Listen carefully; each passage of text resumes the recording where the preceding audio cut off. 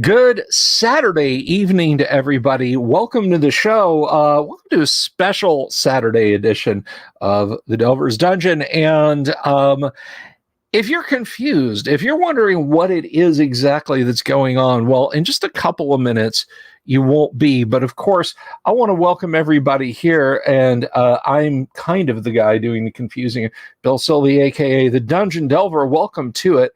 And like I said, this is a special edition of the show for Saturday because sometimes I just can't cram all the goodness that I want to bring to you guys into a single session. So a few months ago, it seems like an eternity ago, I think it was definitely before the holidays, tonight's guest showed up in the chat and I was like, that's cute. That's a fun little joke you got going there because Lo, indeed, his handle was the Dungeon Delver. So he and I started chatting, and as it turns out, it was not a long lost brother of mine, but a brother in the hobby. So we just sort of tried to plan as best we could, and we decided to team up. This is like, you remember when you're a kid and you'd find the Marvel Super Team Up issues, maybe like the giant size ones there in the magazine rack at the Eckards. But anyway, so we got that coming for you tonight here. I'm going to bring him on in just a minute. But before I do that, of course, if you're not subscribed, guys, please do click the bell icon or click the subscribe button and the bell icon for notifications, because I don't think you can do the bell icon without clicking the subscribe button. So click the subscribe button. And if you find yourself watching this post ex facto, please do give it a thumbs up. Give it a thumbs up regardless if you're in the live chat. And leave a comment down below and tell me what you like about it. If you don't like the video, give it a thumbs down and leave a comment below and tell me what you didn't like about it. Either way, I'll do more of or less of the thing you like or dislike, because that's the kind of guy I am. But anyway, so yeah, this is a special Saturday live stream, but regardless, it's brought to you by our friends at Hellebarde Games. Hellebarde makes the kind of adventures they'd like to play, whether it's for 5th edition or for the OSR. Old school is in play at the table with Hellebarde Games, and you can find them on DriveThruRPG or on their website, hellebardegames.com. Just a quick hello, Matt Sherman, Clanner Jake, Damien, Mercurius. Clanner says, you need to make me some title card art. I'm fine with what I got, man. Don't break yourself in half if you were talking about this live stream. But anyway, enough of my bloviating, at least for this 5 minutes. I want to welcome on a guy who he's got his own YouTube channel, which I'm going to put up here on the screen in just a hot minute. But he's a cool dude. He's an old schooler. Everybody put your hands together and then take them apart and wonder why you're clapping when I can't hear it. For GM Joe, welcome to the show, my friend. How are you this evening? I'm doing good. Good evening, Delvers. Well, anyway, so yeah, you just went full on mirror universe on me and scooped my identity. Are you trying to work the algorithm, sir? Are you trying to siphon off my views? What's next from you, you fiend? A copyright strike? But I kid. No. It's awesome. To be fair, when I started this channel, I thought I was trying to figure out names. I love the name the Dungeon Delvers, not the Dungeon Delver or Dungeon Delver or the Dungeon Delvers, just Dungeon Delvers. I searched on YouTube. I found some old channels that hadn't been updated in over a year with that name, and I decided, you know what? Nobody's actually using that. So Thanks. Thanks. You didn't pop up at the time. I didn't search for the Dungeon Delver. And YouTube didn't put you on until it was weird. I think it actually recommended an OGL Crisis video from you months after the OGL Crisis. Thank you, YouTube. Thank you very much. And the weird thing about that is that there was a brief time, almost exactly a year ago, and I know this because I actually had people like leaving comments bitching about it because I was on YouTube's front page. There was like a week or two when Hasbro was screwing up literally on an hourly basis. Some new horrible thing that they had done was out there on the internet, and I was putting up videos so frequently, and they were getting so many hits that, again, Hasbro or YouTube like pushed me to the front page. But once things settled into a 1 or 2, maybe 3 videos a week, I kind of slipped back down. And like nowadays, I'll get comments on those old videos from people who are like, this is an informative video, but this was like months ago, and it's blame YouTube, not me. So it's fun to get to get kind of pushed around by the algorithm that way. But Jorge says I should send the Pinkertons. I'm not even that evil. I'm not even.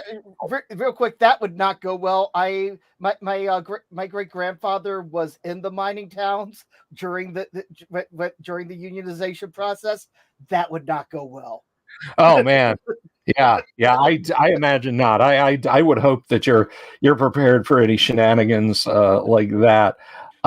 So what is if you would please there in the private chat, if you'd put your YouTube channel, and then I'll put it. Is it just at Dungeon Delvers or what is it?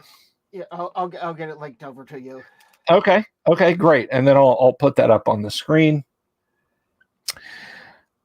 But anyway, yeah. So we kind of decided we were going to confab and do this thing and just have a video, and here we are. And thank you all very much for. I'm not big enough yet to be able to have a thing that have a YouTube URL that actually has my channel name. It has my username yet.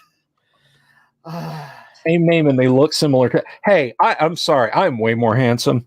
But anyway, no, I kid. But anyway, guys, show that channel some love. Throw them a subscription there, and let's check it out. To give you before you subscribe, what we're primarily doing right now is we are doing an actual play.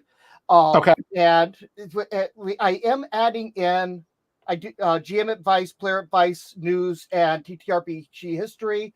It was there before. We are going to be remaking those old videos, which were badly done, available special later again. But okay, we're redoing the formatting. I have an editor now, a friend of mine from college, and we're redoing it. We're redoing all of my formatting. So that's why it doesn't appear like there's a lot on the channel at the moment, even though I did videos on the OGL back when that was going on. Oh, nice. Excellent. So yeah, lots of content there, guys. Check it out and keep an eye on keep an eye on that channel. And let's throw them subscribe. So so you and I were actually talking about this a little bit before we got rolling on the live stream. And I just kind of want to jump straight into it, because this is like the boilerplate question, right? It's like the old Carson has some musician he's never heard of. So how did you get started? How did you get started? Yes, which in YouTube or YouTube or D&D / TTRPGs. Tabletop. Tabletop, I started in 1985. I was 10 years old, so I'm a little younger than you, but not by a lot. Ain't the years, it's the miles. Believe me, with 2 wars and 6 submarine deployments, I got plenty of miles, and that's not even counting my dad traveling with my dad and family, because my dad was with the NSA. Believe me, I've seen some shit that would turn the rest of your hairs gray. I haven't got too many to go, so Right, but believe me, some of the shit I've seen, excuse the language. I'm an old military guy, extra driver, veteran. Um, my language sometimes reflects that. I apologize in advance if people don't appreciate my French. I'll try to limit it.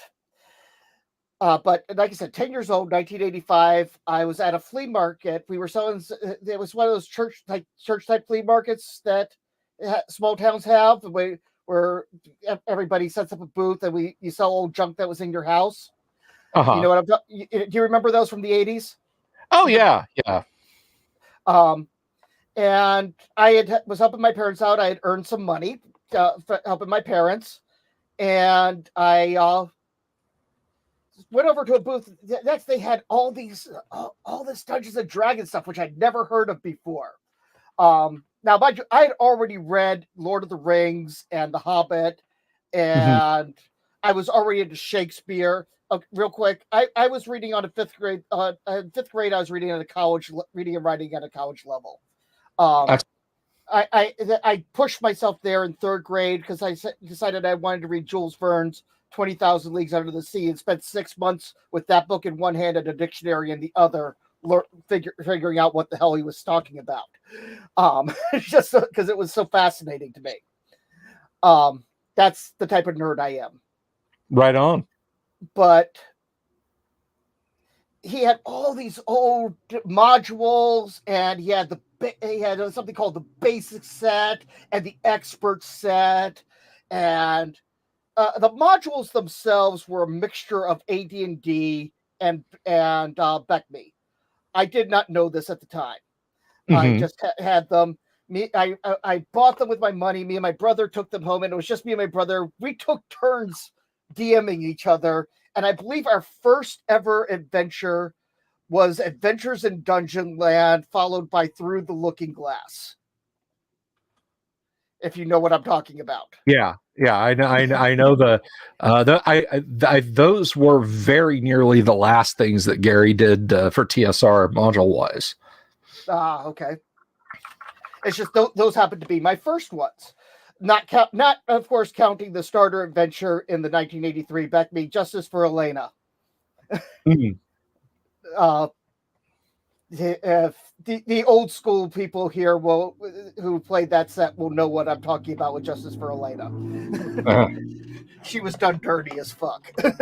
Got into it. Got into a couple gaming groups. Went through the satanic panic. Even my mom even took me to see a priest at one point because I was playing Dungeons and Dragons. And been playing off and on for years. Played other TTRPGs such as World of Darkness, Call of Cthulhu, Millennium's End.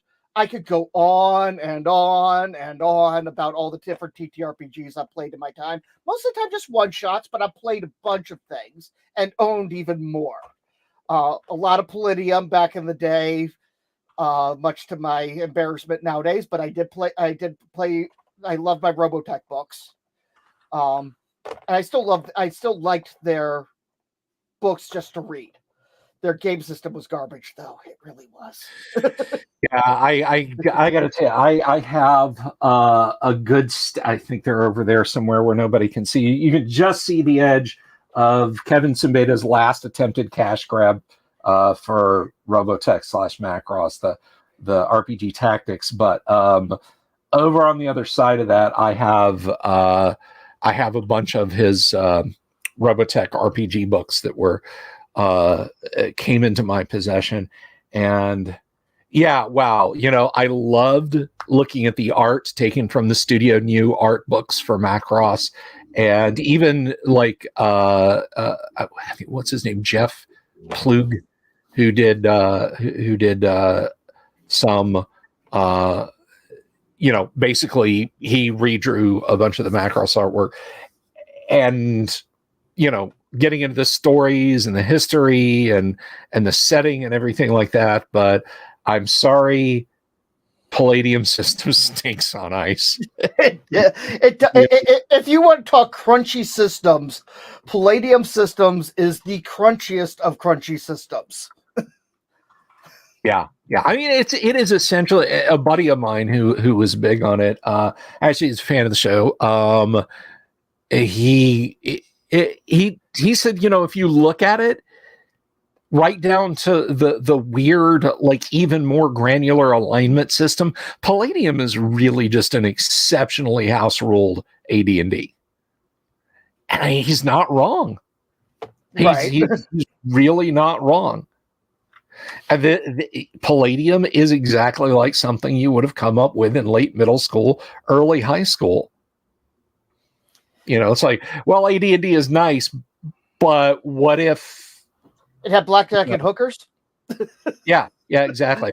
It doesn't make sense that an iron golem just has hit points like a person. So we're gonna have mega damage. Yeah, that's it. We're gonna if you want to hurt it, you got to do this much. And to be honest, AD&D kind of has that if you go into siege engines and that sort of thing. But that's a rabbit hole. Not tonight. Right? No, that's not what we're here for. We can talk about Palladium another night if we want to, but it's been so long that would be just like I think that should be like a brief subject of another conversation. Yeah. Honestly, my riffs and Robotech, though. Yeah. Honestly, my advice to anybody who wants to play a Macross game, get a giant robot system you're comfortable with. You can even do it with Battletech if you just throw out Battletech's lore and just use, the giant robot stuff. Or Mechton or same origins. Yeah, anything from DreamPod 9. I promise you, whatever you do for homebrew will probably be less onerous than trying to sort out Palladium, and then that's the last we're going to say on that. Yeah, Palladium. I think 3-hour character creation. At minimum. Yeah. For a character who literally might get blown out of the sky by a Zentradi battle pod 10 minutes into the game. Yeah. But anyway, so you got caught up in the panic, as I did also. Yes. Obviously you made, you're not the dungeon minister, so you made it out with your soul intact. I kid. We love the dungeon minister around here, but so. Oh, I didn't even know he was a thing. I thought it was a joke. No. Then you need to watch more of my show, homeboy. It's Father Aaron is awesome. He is a great part of the YouTube D&D community. You would get along great with him because show, but quite often it's when I have to do homework. I am a full-time college student. I understand. I'm a full-time college student nowadays for acting and painting. I'm double majoring. Wow, that's a lot. Dirty history and hobbies. Welcome, RPG Grandma. Hello, dear. How are you? Damien says mega damage and alternative to needing magic weapons. Oh no, she's very uncomfortable, threatened, and triggered. RPG Grandma. Whatever can I do to assuage you? But anyway, like Dungeon Minister, you found yourself in a basic expert land. Yes. You played the classic modules. Now a lot of folks on that side of the line, and it's not really a line. It's no more of a line than saying, I prefer Zeppelin's older work to like post physical graffiti stuff. It's a silly distinction. We're all basically in the same lifeboat as the Hasbro Tanic continues to slowly slip under the waves. But cue orchestra music. yeah, no kidding. Now to see if Kyle Brink will lash himself to the ship's wheel. But no,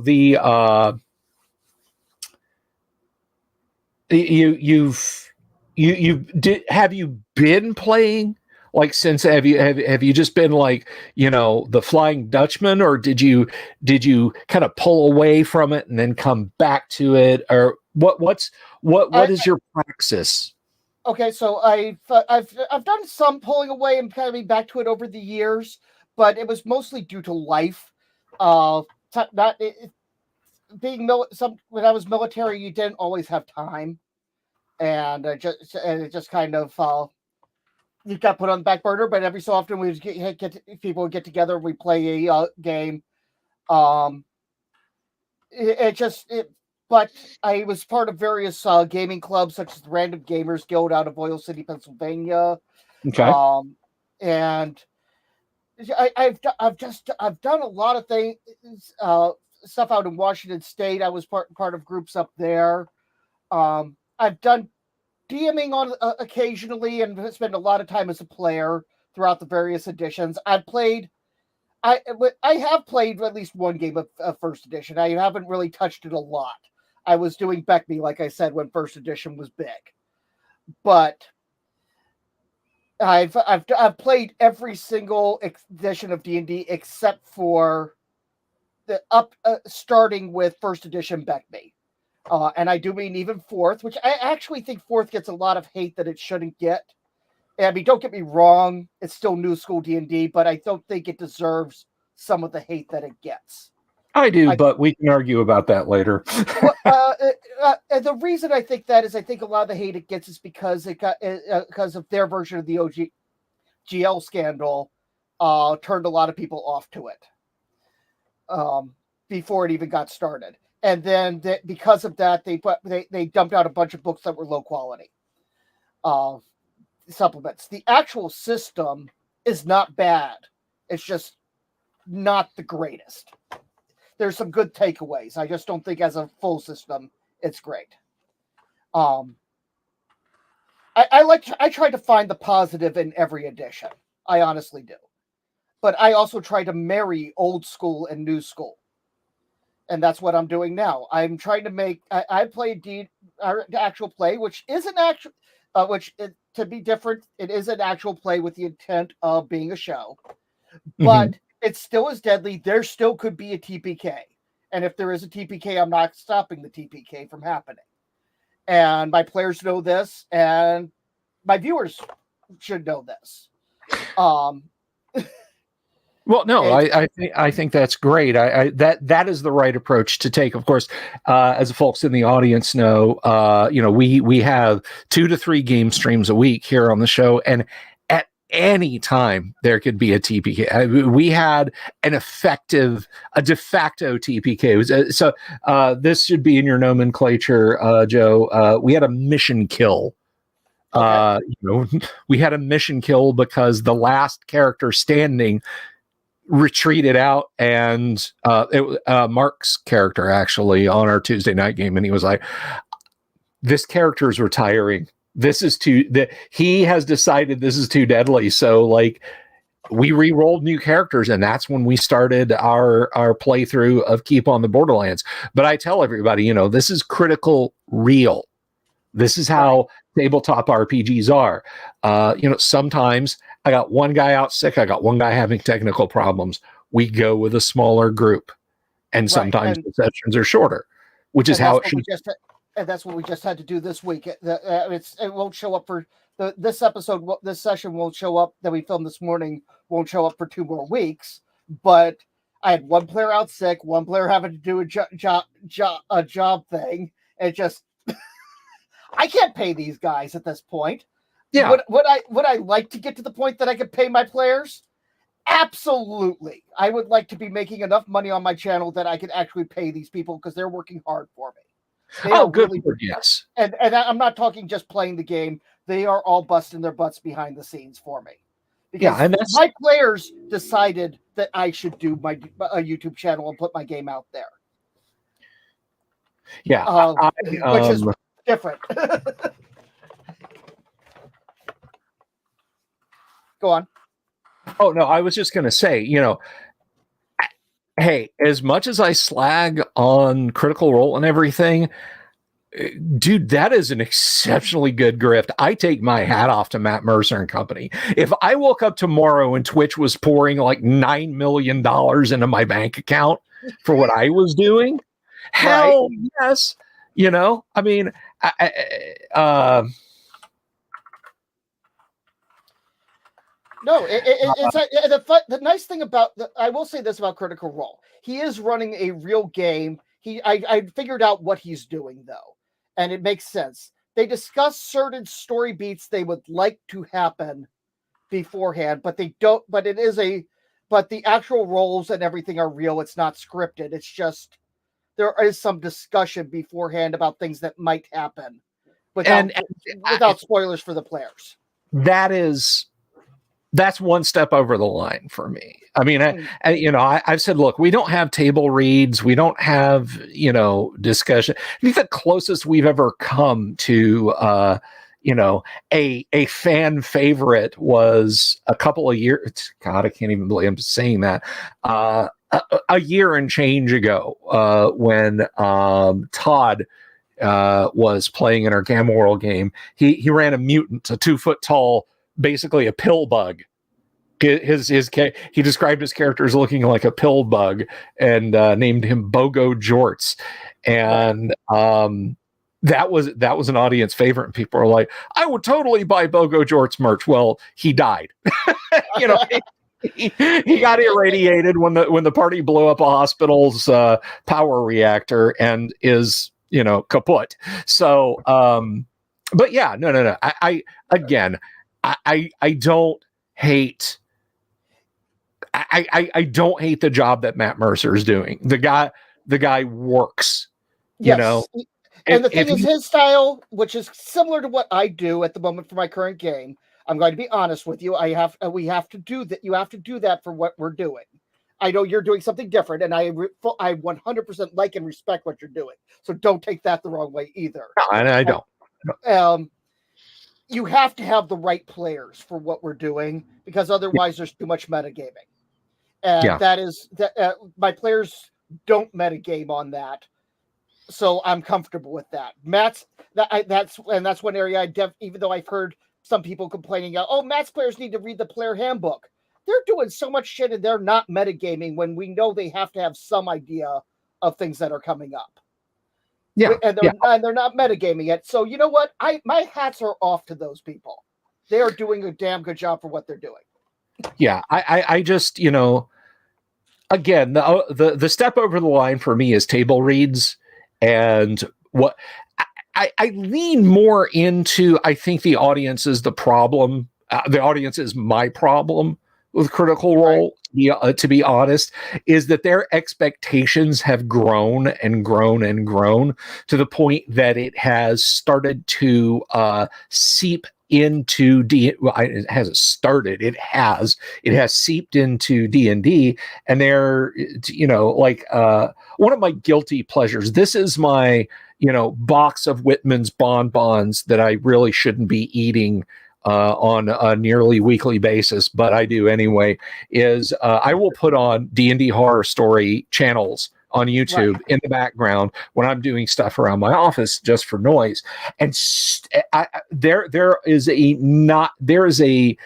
non-zero significant number of those stories that start out with the premise is essentially, my players thought X should be like Critical Role. This player kept acting like he was on Critical Role. This DM thought he was good enough to deliver us a Critical Role type experience. And I feel like that has been deleterious to the hobby, because so many of these people come in and bless their hearts, they think, well, their character shouldn't die. They don't die. These characters been going forever on Critical Role. Critical Role is a great spot to go to learn to watch and learn some interesting options for DMing techniques. It's a great spot as a player to watch and learn some interesting spots for role play. Should you try to copy it? No. Do I try to copy it? No. Do I take things? Do I take what I think I can do and utilize it? Yes, because we're TTRPGers. we steal from every other source of media that we know happily all the time. Yeah, and Mercer's Table are, and again, this is not slagging their skills and what they do. They are actors. Yes. They are actors who play at. We lost you for a second there. I thought you had been pulled into the void. I dropped my fork and I leaned down to pick it up real quick. I apologize. Understandable. But they're actors who play D&D professionally. My crew, your crew, anyone else who does this, and there are people who stream their games and people enjoy them. We're tabletop role-playing gamers. We are doctors, scientists, homemakers, taxi drivers, store clerks, permanently unemployed stay-at-home parents. We're all those things. So I'm the closest to being an actor. Thespianism takes a far back seat to let's play some D&D. And part of what I do, this started my whole thing. And I'm stepping all over you. I'm sorry, but my whole thing was to run an example session or 3 of Dungeons and Dragons to culminate a series of live streams I'd been doing called How to Play AD&D. And Right. Here I am 2.5 years later, still playing it because people still want to see it. So it was literally just like hey, let's see some of this theory in practice. So what I tell my audience is, guys, don't sit there passively. Ask questions about why things happen in the game. I will answer them. This is not just so you can stand around silently and watch people play. Get something out of it. Ask a question. If you've never played first edition AD&D and you don't know why initiative goes on a D6 and why we roll it for each side rather than everybody rolling, and why there are no skills, and just ask during the game. And I do my best to answer it. I do my best. With mine, since we pre-record, come to my Discord and ask me questions, and I'll be happy to answer. And we pre-record partially because we are at a terrible time slot when we record. I have players from England and Australia and across the US. So we all get together at 8:30 in the morning Eastern Standard Time on Saturdays to play. Right, right. My players actually encouraged me to run the show, to make this a show. That does not work for for a time slot. So that just is that. As far as actors, my players are not actual actors. There's construction workers and everybody else under the sun. The only one who has any connection to the acting community would be yours truly. I've actually been in one stage production, and I'm going to school now for acting and painting. I'll share some of my paintings with you at another time. They are not fantasy paintings. I do landscape. I do impressionist landscapes and oils. I'd love to see them. But that unfortunately, for as much as I would love to do fantasy art, that's not the type of art that I'm good at. So I don't do it. Sure. No. I get it, and I think that speaks to something, and I want your opinion on this. I feel like in the desire to make our hobby as open to everyone as possible, and I'm gonna warn you about this, and I've said this before. I do believe there needs to be some gatekeeping in this hobby, but I think many is the time when, like I have said before, I wish I could play guitar, and I've had friends say, well, look, I'll teach you some basic chords and you just have to practice. And, I went through a phase very late high school when I did try that. It did not work for me, and like you say, you do landscapes, you do impressionist style paintings, you don't do fantasy paintings. It doesn't work for you. And if someone came to you and said, no, Joe, Just, just draw characters with swords and dragons and castles over and over again until you start to get it right. How frustrating would that be? It would be incredibly frustrating. Exactly. And I feel like there's a lot of people who have been dragged into tabletop role-playing games, and they convince themselves that they're having a good time, or they're having a good time being with their friends in a social setting. They don't give a whether they are on bleeding edge. Our group is playtesting 6th edition, or they are playing, Brownstein games with chainmail. Wherever you're at in that spectrum, or maybe it's not even D&D you're playing, regardless of what you're doing, they're not getting it, Right. But they're there anyway. And I wonder if you really took the person who was on their phone constant, huh? Oh, what do I roll? If you took them aside, I don't mean this in a mean way. I mean, it's, in a theoretical way, if you said, do you really want to be playing pen and paper role-playing games right now? I would be willing to bet there's a significant portion of them that would say, I don't. There's some people that would be better off just watching it. And that's the reason there is room for critical role in channels like mine. There's nothing wrong with that. Yeah. I mean, don't get me wrong. I think the hobby needs to grow, and we need new players and new DMs or GMs. But to push people into a slot that they don't belong is not appropriate. Also, other acting experience that I have is I also am a pro wrestling referee in the indie circuits. All right. Which that actually is a type of acting. It just is. Oh yeah. I back in the early 2000s, I actually there was a guy, he'd gotten up to like WCW levels. That I was doing computer repair, and he was one of my customers. And this was in the day when it was Windows XP, Dell Dimension 5200 with a half a gig of RAM and an 80 gig mechanical hard drive and a Pentium 4, So everybody had viruses, and there was nothing you could do once you started cleaning the machine off except sit there with your arms folded and stare at the monitor. And he and I started talking about that because he had a belt, framed and hanging on his wall, and this, that, and the other. And, the one thing he said, and I knew this well beforehand, I said, well, pro wrestling, and I couldn't think of the term. And he said it with a smile. I didn't feel threatened or intimidated. He said, don't say it's fake. I said, no, dude. I don't think for a minute you guys go out and do like every night 2 to 3 hours of Hollywood stuntman work. Every night. It is not fake. He said, it's kayfabe. I was like, thank you. That's the term. Yep. And we just had a great time talking about the acting that goes into it. Well, here's the thing that may or may not surprise you.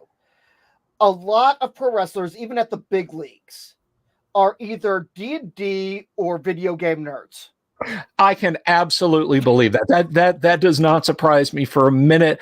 And I would have loved to have sat down, God rest his soul, and played D&D with Macho Man Randy Savage.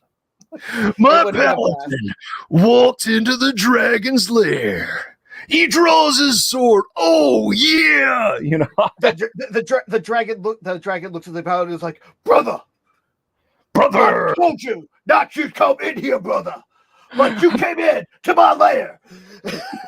And now you're going to face all the thousands of dragon maniacs.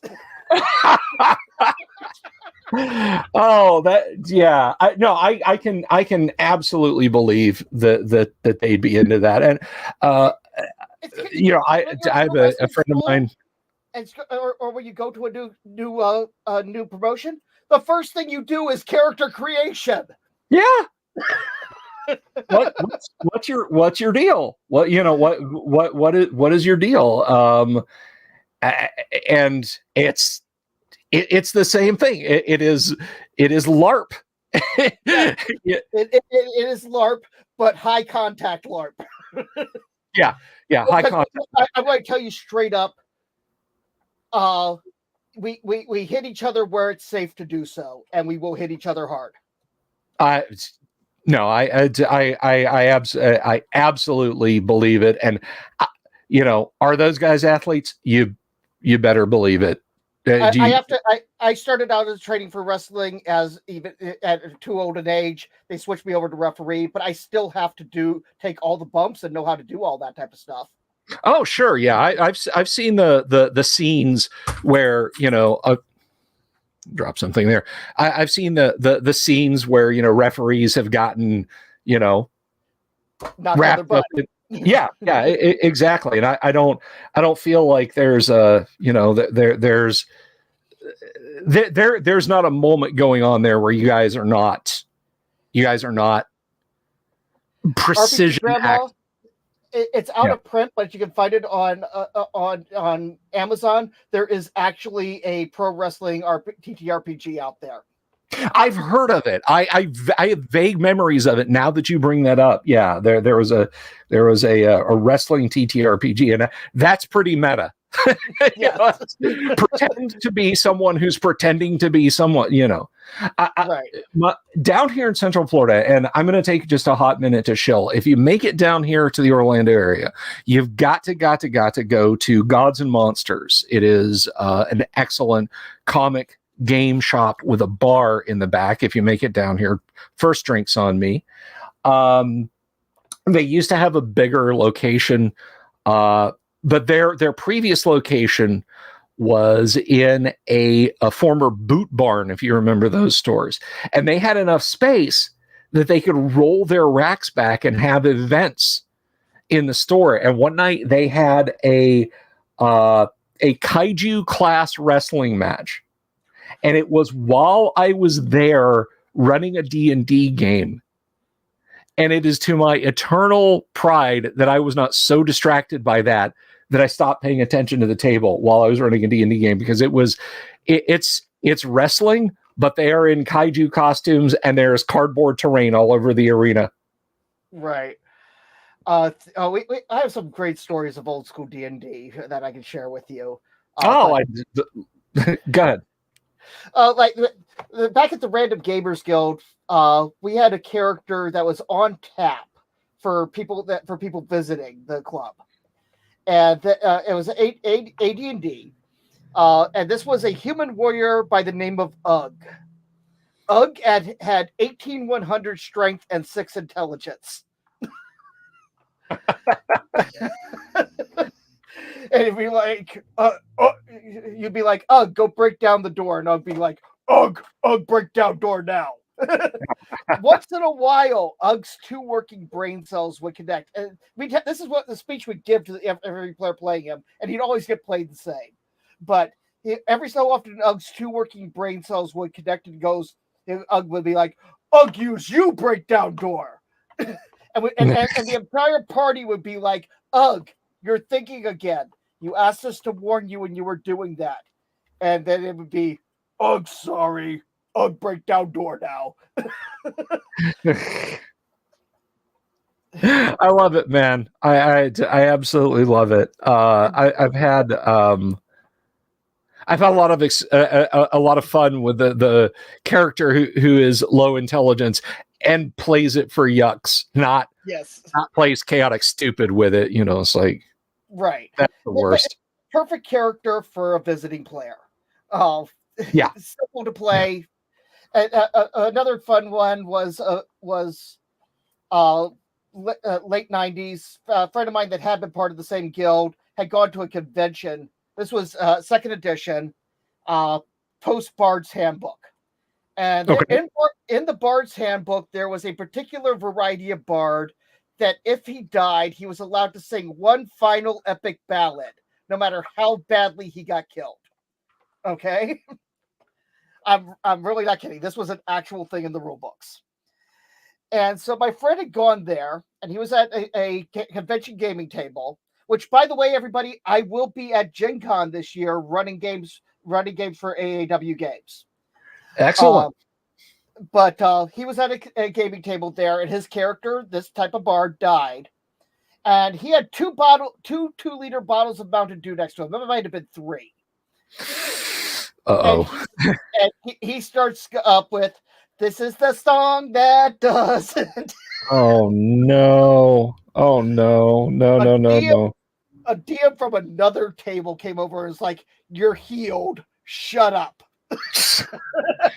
I can believe it. Rod of Resurrection. Stop talking. But yeah, it's absolutely hilarious. Some of the shenanigans.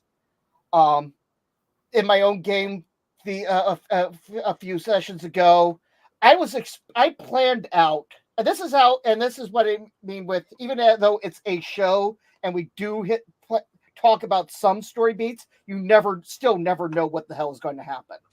Right. So I had planned out that the players were going to be hitting a bar fight. They were going to go to this bar.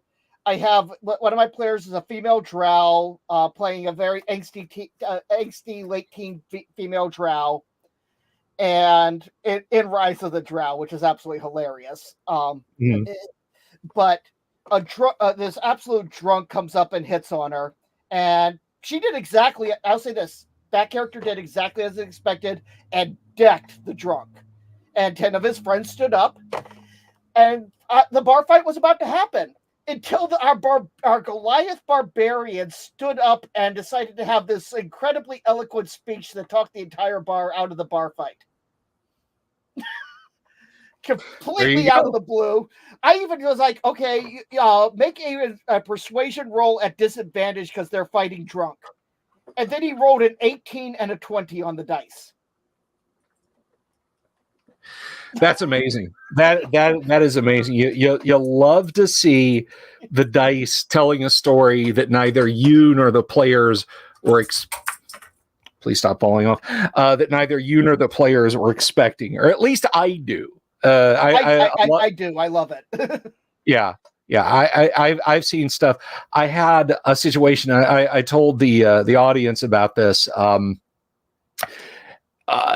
No setup. I don't think we need to go super into context. It was back in December. Ice Devil hit a party with Ice Storm and wanted to do it so it was damage. It was 3 to 30 damage, no save. Right. And granted, it was a digital die roller, but those things are based on atomic clocks or something like that. So you do get a pretty good random draw. So 3 to 30, 3d10. I rolled 3 1s. Ooh.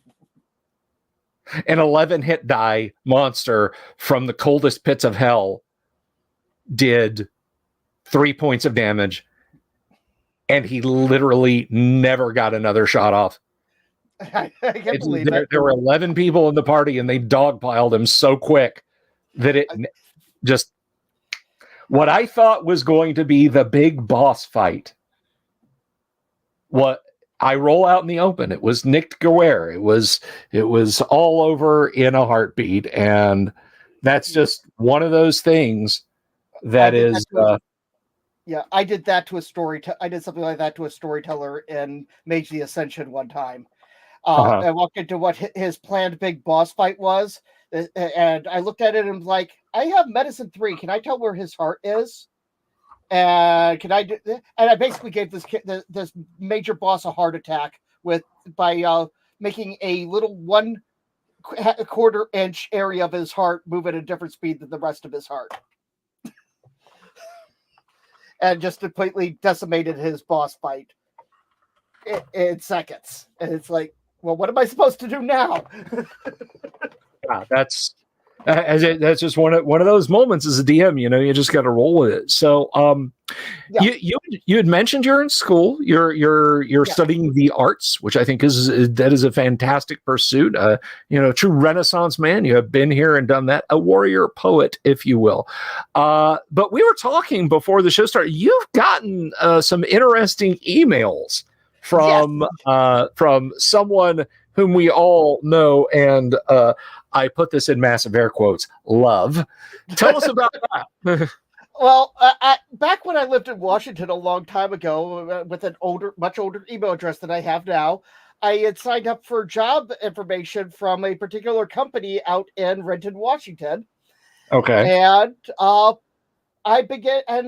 lately, within the past 2 weeks, I've been getting emails from them announcing job opportunities for Wizards of the Coast and Dungeons and Dragons. Let me actually bring some of these up for you here. Sure, I'd love to see them. Well, I don't know if I can show them. They're on my phone, but give me a moment. As I tap at my phone here like a dumbass here. The most recent one, they've dropped down the number of them. Oh, here's the first one that I got, which I got this one January 26th. We have jobs available that match your search criteria and thought you'd like to take a look from Hasbro. Is it showing it all? Hasbro Wizards of the Coast. That is the Hasbro logo, even if we can't read the email. Right. Principal software engineer, Unreal Engine. Director of strategic resourcing, associate growth marketing manager for Magic the Gathering, VP of marketing and commercial for Dungeons and Dragons. That's that first one. And then the second one, 2 new jobs: production specialist and inventory specialist. Man. And that was yesterday. In light of the layoffs, the fact that they're trying to claw people back, it makes me wonder, what exactly is going on out there at Hasbro that they're now trying desperately to funnel people back in to Wizards of the Coast. Did you dummies at Hasbro, did you idiots maybe realize you hadn't trimmed away fat, you hadn't cut away muscle, you were chopping into bone?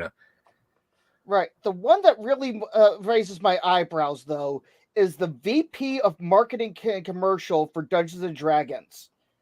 Who was doing that? And I guess who isn't doing that anymore? Or who's about to not do that anymore? Well, I know the brand manager was Mike Merles for a number of years, but after some drama, which we are not going to discuss on this show, folks, I will talk about it on Twitter. I will talk about it on Discord. I will talk about it on Facebook. It's not for this show because of the people involved and what they would try to do to people. Anyway, but it was Merles, and after some drama with Merles that, again, has come up recently, Wizards just quietly sent him away to a backwater. They basically did the equivalent of taking a field general or a fleet admiral and then stuck them in a desk job where he was working on video game stuff. Whether it was D&D Online or Baldur's Gate 3, I don't know, but that's what he was doing. That Merles, again, VP of marketing, product manager, and then, of course, they fired him. RPG Grandma says he got shoved in the broom closet. So I can't help but wonder if one of the jobs you've gotten the notification for is that they retooled that position and are now realizing, oh crap, we've decided that this book is going to come out, and we fired all the people who were working on it. Right. There's literally empty cubicles. I just did a look for who's in the position, and all I got was links to the job offer. Man, that's just I think is it Dirty History and Hobbies probably said it best. What's WotC's recruiting slogan? Something like, "We won't abuse you quite as much as Electronic Arts." But more than Blizzard. More than Blizzard. Yeah. Oh, definitely more than Blizzard, but less than Electronic Arts. One of my friends on TikTok, is when I posted the news there, was like, they're going to pay you in Magic the Gathering cards. but send the Pinkertons out to get them back from you. Yeah, exactly. Well, they'd be in trouble with you, as you said earlier. The Dave says they likely can the marketer that put the AI stuff on Magic. Almost certainly. There were some people, I mean, it's like the famous, samurai movie scene where the daimyo walks in and throws the wakiashazi at the foot of the samurai and says, you know what you must do. Yeah. Or if you will, if you don't want to hear me do a gruff Kurosawa-ian vocal impression like Bob Hoskins playing Nikita Khrushchev in Enemy at the Gates when he walks into the general responsible for defending Stalingrad and takes his pistol off his hip and sets it down in front of the guy and walks out of the room after reading him the riot act, And I feel like probably a lot of that went on at Wizards of the Coast, but I don't feel like for younger kids, he got locked in a room with a bowl full of berries. Yeah. I don't know if you catch the reference, but yes, I did. Good stuff. But so this then asks the question. It doesn't beg the question. People look it up online. It asks the question. You gonna respond to any of them? No, I don't have the skills needed for any of those positions. And even if I did, I don't think I could trust working for Wizards of the Coast. At this point, I'm gonna be. That's just the flat out truth. I don't think I could trust working for them. And that something crazy just went down with that. Yeah, no. I don't do vocal impressions so much, so as I do just various voices. If that helps you there, Mercurius. But I do my own. Well, wait, I do what Mercurius. I do one vocal impression for you.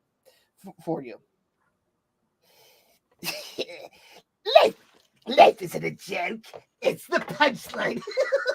Do you get it? Nice. Get it? Oh yes, such a sniff. Nice. Well done, sir. Well done. So you're curious. Thank you very much for the super. Thank you for the super. We appreciate that. But anyway, so the only person I like that I know, just off the top of my head, I shouldn't say person, I should say people. There's a close friend of mine, but I don't think he would leave his job because he works for a database and payment company and makes a lot of bread. Another fellow who absolutely wouldn't leave his job because he has worked for Microsoft, Amazon, GitHub, which is Microsoft again, and made he's very highly positioned in those places. And another exceptionally talented guy, I know you guys might know him because I've had him on as a guest. Alan Grohe has mentioned that he's actually throwing his hat in the arena. And I got to tell you guys something. And I mentioned this earlier to Joe. There might be a little glimmer of light through the dark clouds if Alan did end up working there, because Alan Grohe's Greyhawk knowledge is without peer. I think once you get outside of rarefied individuals like Rob Kuntz and Jim Ward, and of course the late Gary Gygax, Alan really has the know-how. So maybe if he got on over there, we might see something good happen again. But so yeah, that's interesting. Now, I myself have not been approached, which surprises me. I know so much about Dungeons and Dragons. I don't know why they wouldn't send me a job. They're not real quick. They are not approaching me in my current position. They're sending an email to a almost dead email account. Yeah, it's that thing is going out to probably hundreds of thousands of people. Right. And there are going to be people who will respond to it just to say, hey, I applied for a job to do something, professionally with D&D, which of course the beautiful thing nowadays is you can do that with your computer. Right. You can open up WordPad and become a D&D creator.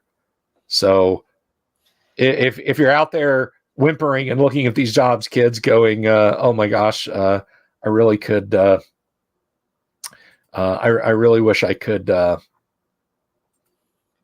really wish I could get that kind of a gig. You can just sit down and start to write and start to create.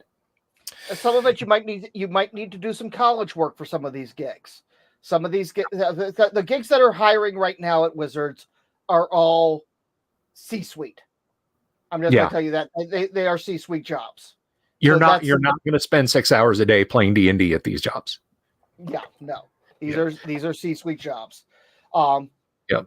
And as somebody who's trying to create a company, I'm going to tell you, as much as we give shit to the C-suite, and for the job there, C-suite jobs is a pain in the ass in its own right. It really is. And I, as I said, I worked information systems for many, many, many years. And, don't get me wrong. I think the people, the upper echelon got, they got the pay they deserved, but yeah, a lot of them would swing by the IT department because they were kind of latent computer geeks too, and be like, man, I wish I could come down here and just have fun with you guys. Right. Meanwhile, we're like, man, I wish I could come over there and, get your paycheck. Yeah. Get at the time, I'm talking about the early 90s. So, 80, 90,000 a year was fat pay. Right.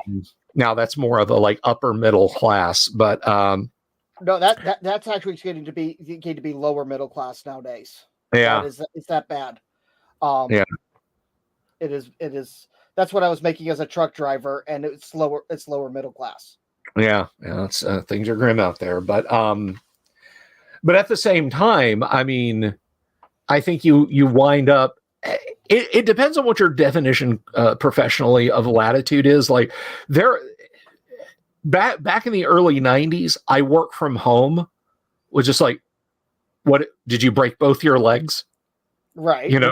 Did you give birth to a child? But we had some C-suite executives, nice people who worked from home, and it drove me up the wall because I'd go in and I'd want to have nothing in our ticket queue. Nothing. I wanted the ticket queue to be empty every day. And it would bug me because there were like 4 tickets that literally up until the day I left were still sitting in our ticket queue because the people who had put those in were never, ever, ever in the office. Right. And they required user presence. Like they had laptops, which again, early 90s, very unusual. And those laptops were at home with them.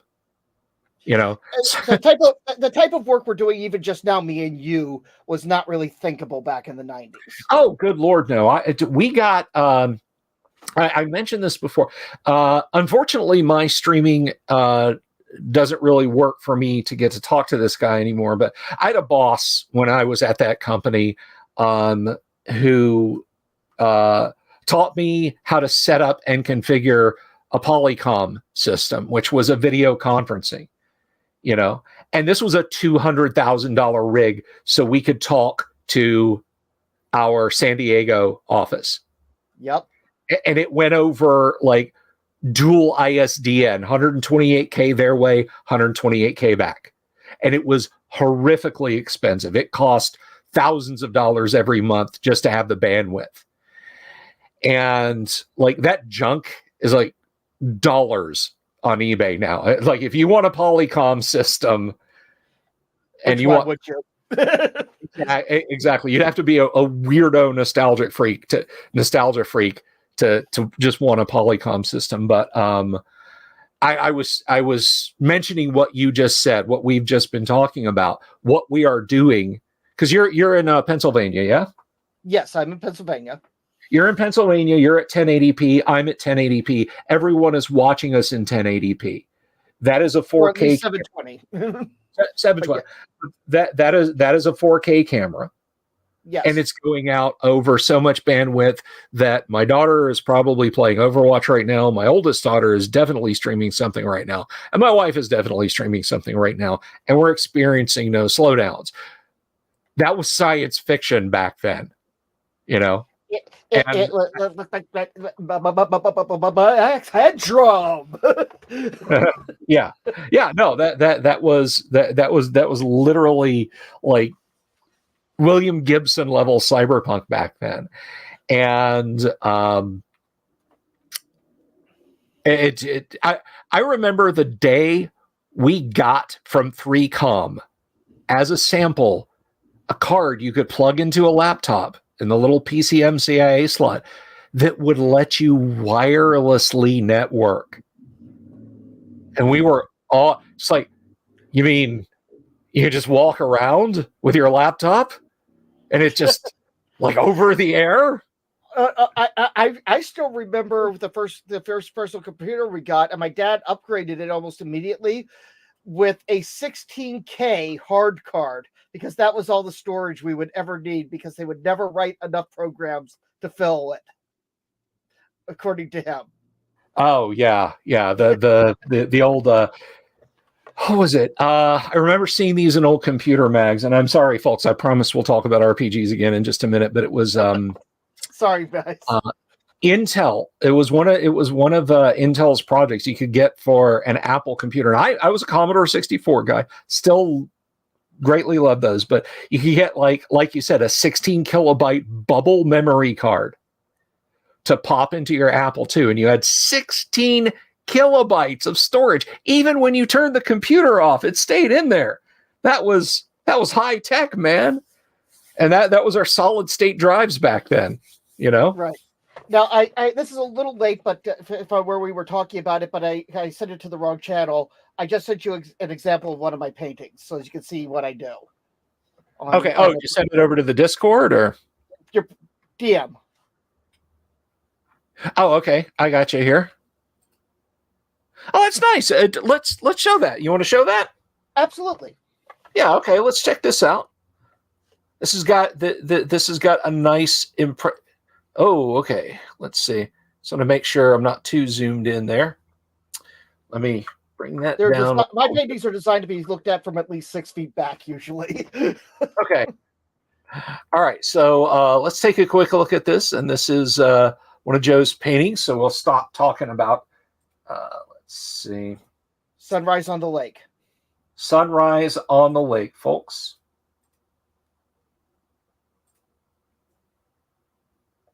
I dig it, man. I dig it. Cal says AI painting. Nope, this is honest to goodness, real live human being. That took a minute to phase in. It was so weird. It was so blurry at first. It actually did in 1990s there. I actually watched it. Yeah, I see this real time, so it was like that for me. So that is lovely, man. That is very nice. Thank you. I am a sucker for strong impressionism, man. Give me, give me Van Gogh. Give me gosh. You might like this. You might like this one here. Hold on. I'll share a couple. But I'll share a couple of them with you here real quick. Okay. Because I have a few completed here. There's that one. Okay. I love the texturing on this one. This is nice here. Yeah, same thing. Just going to share this real quick. I really like StreamYard a lot, but man, you have to click 7 things to get one image up, which I guess is better than one button that you could fat finger. Right. This is nice. This is almost like a multimedia piece. Like I see paintings like this in museums, and I have to stop my intrusive thoughts because I want to just glide my fingertips over them. Oh yeah, that a lot of my paintings do have texture. That one has more because I actually used a acrylic, not a plaster of Paris undercoat first. Okay. It works really great for those waves at the base of the rock, man. Yes, and here last one coming up. Then you have one that is basically just a willow tree in a field by one of my colleges. Then you have a cave one that I actually call Entrance to the Underdark. Oh, okay. See, they're fantasy. You're doing some fantasy. What am I doing? Wrong thing. Cancel. Wait, delete that. Not what I meant to do. Upload file. And finally, Chaos and Peace here. Okay. All right, we'll take a quick gander there. Yeah, the cave one is Entrance to the Underdark. About the only nod to fantasy really is the title and the bonfire, but it is what it is. It's a little nod to it, but still impressionistic nod. Right on.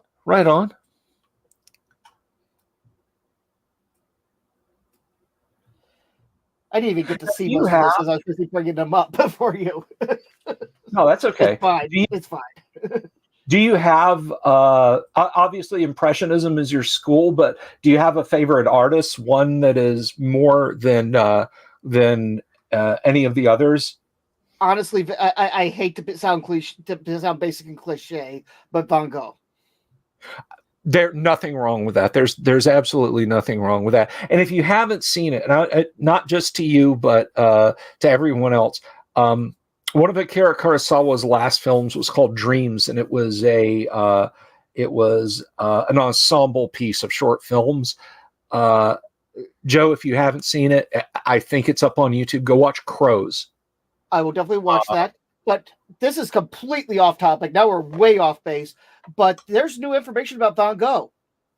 He might not have killed himself. Yeah, he might not have killed himself. Well, they now think it was an accidental shooting. Two kids playing cowboys and Indians in the backyard following a American Cowboy movie that had came out. His actual last words were, "Don't blame them." And he was actually apparently in a better mental place than he had been in a long time when he died. Well, I don't think it was a movie. Maybe a pulp novel, but still, there was an actual Cowboys, an actual black and white Western that had came out and that had been second ran in France, and there was a couple kids out nearby an alley where he was walking that had been playing with their dad's guns. I don't know, man. In 1890, that seems. I mean, I suppose it's possible that it was a movie. I mean, I'm not saying that it's not possible that it was an accidental unaliving by two kids playing cowboys and Indians, but I mean, It's right about the right time for silent movies. Yeah. Yeah, I suppose it could have been, but no, your artwork is lovely. I've gotten interested lately. I believe that all art is good. Not every example of all art. You know what I'm saying? Like, I think, I think. Case in point, music. There is no genre of music that the genre itself is bad, but there are certainly bad examples. Like, for example, if you ask me, would you rather listen to, mumble rap, or would you rather listen to, say, Grandmaster Flash every day? Right. So, with that said, I really enjoy the works of Klimt. His stuff was so stark and it bordered on surreal, but I absolutely love Klimt's work. Impressionist is fantastic. Everybody is good, and I like what you've done. You see why though it's not really suited to the fantasy genre overall. It's just not. Yeah. No. I get you. Typically, fantasy art tends to be utilitarian.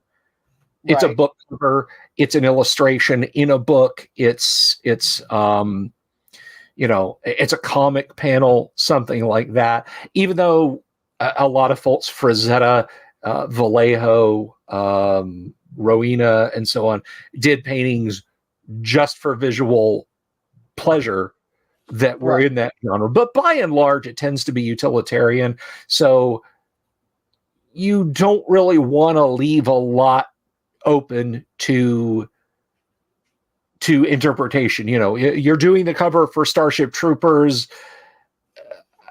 An abstract sunset's probably not what you want. A very Right. realistic, clean picture of a guy in gleaming power armor holding a heavy weapon is what you want for Starship Troopers. In fact, there was a period, and it wasn't all covers, but from like the mid 50s to the early 60s, when I think Daw and Ace and some of the other pulp sci-fi houses kind of went to an abstract or an impressionist style of art, and to look at like the cover for something by Van Vogt, you just look at it and go, what is this book supposed to be about?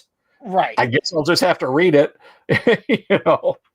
Right. And in order to avoid using AI art, I've been throwing my paintings up on my thumbnails recently, but we're working on that. My thumbnails are terrible right now, but Have you seen mine? They ain't good. I just reach out now. This is my shame. This is my sad shame. But yes, if I'm gonna do a show, because the thumbnail is literally that. It's a postage stamp sized dot on the screen, or it's a pinky nail sized dot on a mobile device. So I don't sweat like, ooh, I need to create a thumbnail, because mostly right. it's text that I want to draw people's eyes. But if it came down to it, like if I started, Bill Sylvie's publishing house and was putting out 30 books a month of whatever thing, I wouldn't touch AI art with a 10-foot pole. Right. Now, at my level, with my amount of money coming in, am I going to use some AI art as a placeholder until I can get better art? Yes, I absolutely am, because I'm broke. I am broke as a joke. I'm on a fixed income. Yeah. I don't think there's any shame in, if you're just doing a little freebie thing, or you're making a thumbnail or something like that, and grabbing AI art. Now, I don't train the prompt. Like, I would never go in and say, even for a thumbnail for my show, because I've seen the output, and it will. Midjourney and other applications will actually do this. If you go in and say, give me a dragon, but like Errol Otis, you'll get a very Errol Otis looking drawing. And I don't like that. No, that's not good. And I'm, No, we're I'm going to be we're going doing to some character art temporarily as AI art for our campaign, but we have in-house artists that are getting paid wonderfully. If you can, you're looking down and you can't see no, the I can say, giant yeah, zero.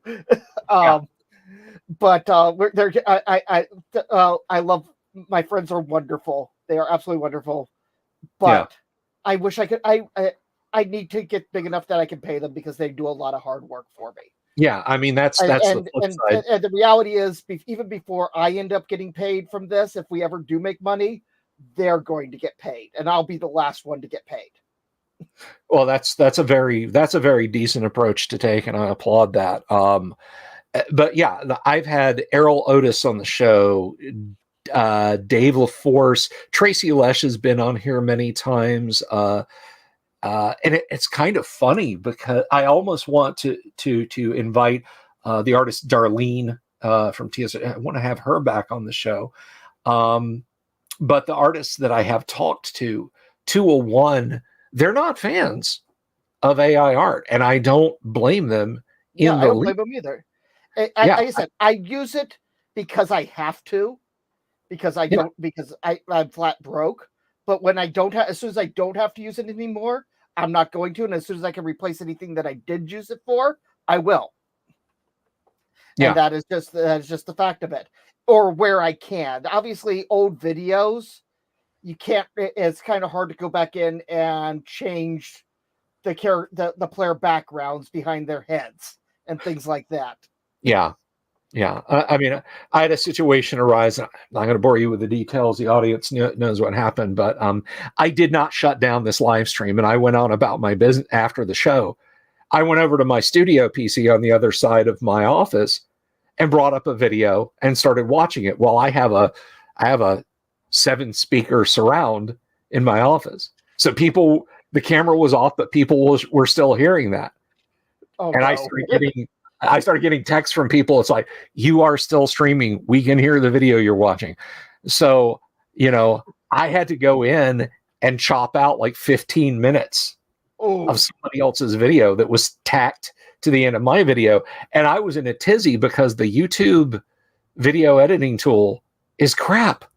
Good night, RPG Grandma. Thank you for joining us. Good night, RPG Grandma. Thank you for hanging out with us. But yeah, no, it can be kind of a pain to goof around with. So you've got your art. You're not going to be working for Hasbro anytime soon. Hey, neither am I. You've got your show, which, by the way, guys, do I have that? I don't have that link up here. Let me see here. Let me bring that back up. Where did that go? Do I have that? There we go. Throw it up in chat. We episode 4 is up right now. We have what I call viewer session 0, but basically it's an introduction to all the players and myself, and my editor even pops on and says hi. Session 1, 2, 3, and 4. It's going to get interesting things are going to be picking up for the players as things go along.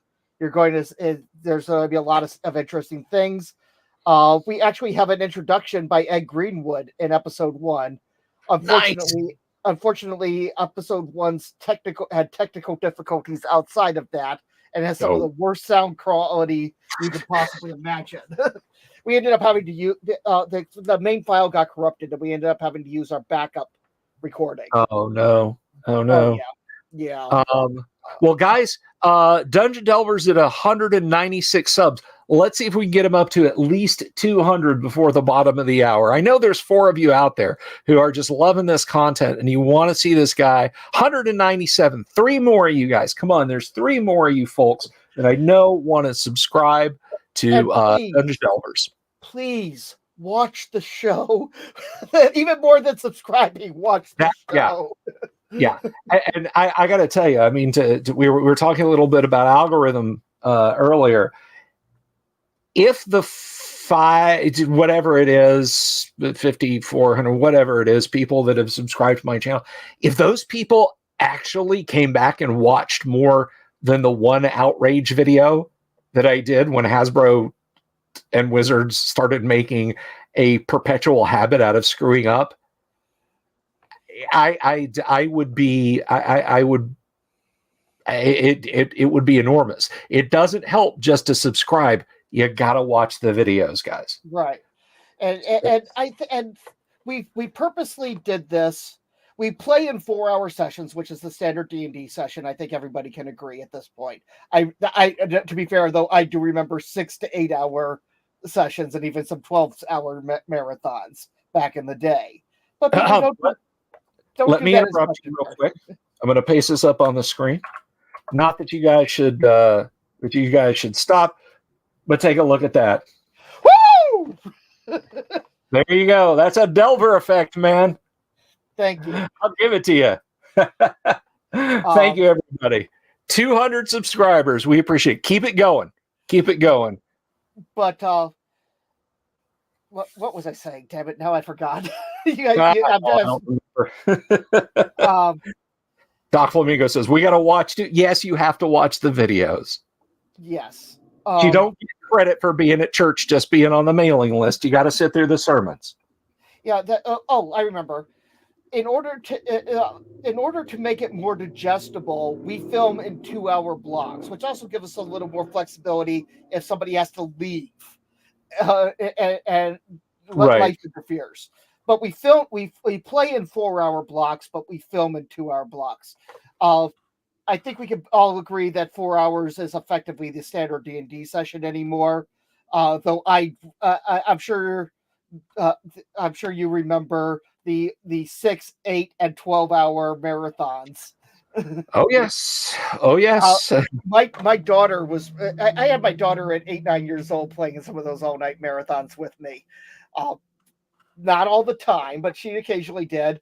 But at 9 years, my daughter started playing 3.5 when she was 8 years old, and was DMing 3.5 by 9 years old. So, and I know that's not particularly your major focus, but I think you can respect that hustle. Oh yeah, yeah.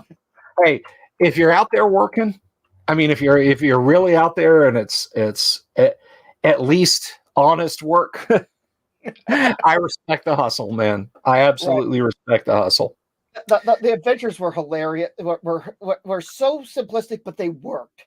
Like there was one adventure where the party was just hired to find a lost puppy that ended up being captured by goblins. And right, but she was 9. Right. And then the other, she decided that an evil wizard was after a particular magical tome, and a good wizard, and she didn't even name her NPCs, but who cares? She was 9. The good wizard sent us to retrieve the magical tome for him before the evil wizard could get it. Mm-hmm. What, in all honesty, what more do you need? Exactly. I mean, I now this actually dovetails nicely into a question I was going to ask you, because like one of the best moments, I mean, literally one of the ascending moments of parenthood, and it had nothing to do with D&D. It had to do with play and imagination. Before I got the studio all set up as Game Central and everything, I had played D&D out in the kitchen.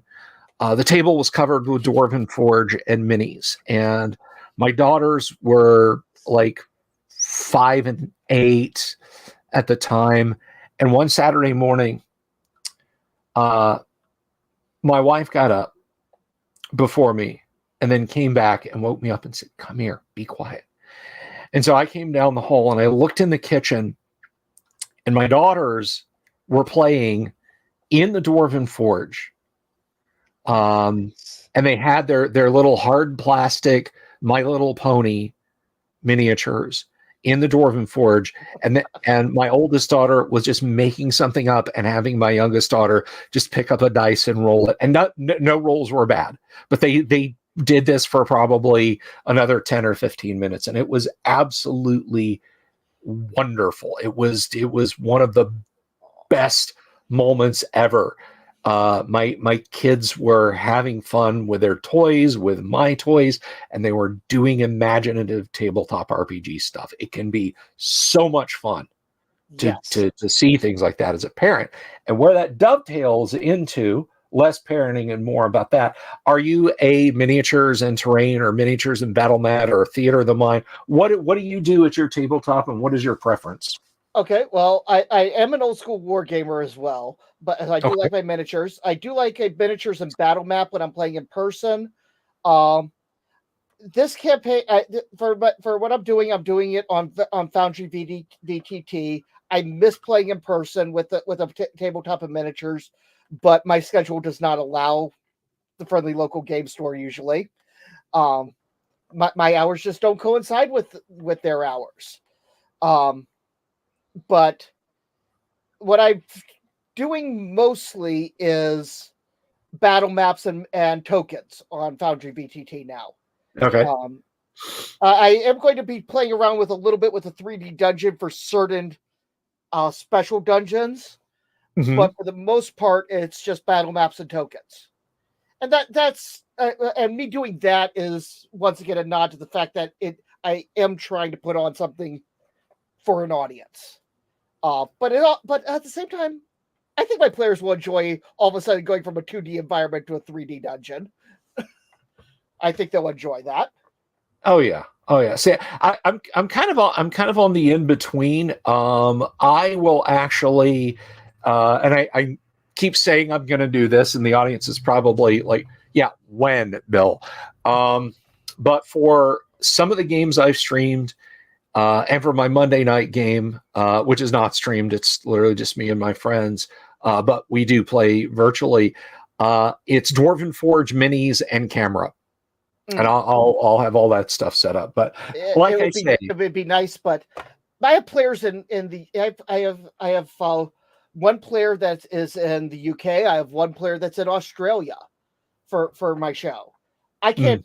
There's no physical way we're doing a tabletop in the traditional in person.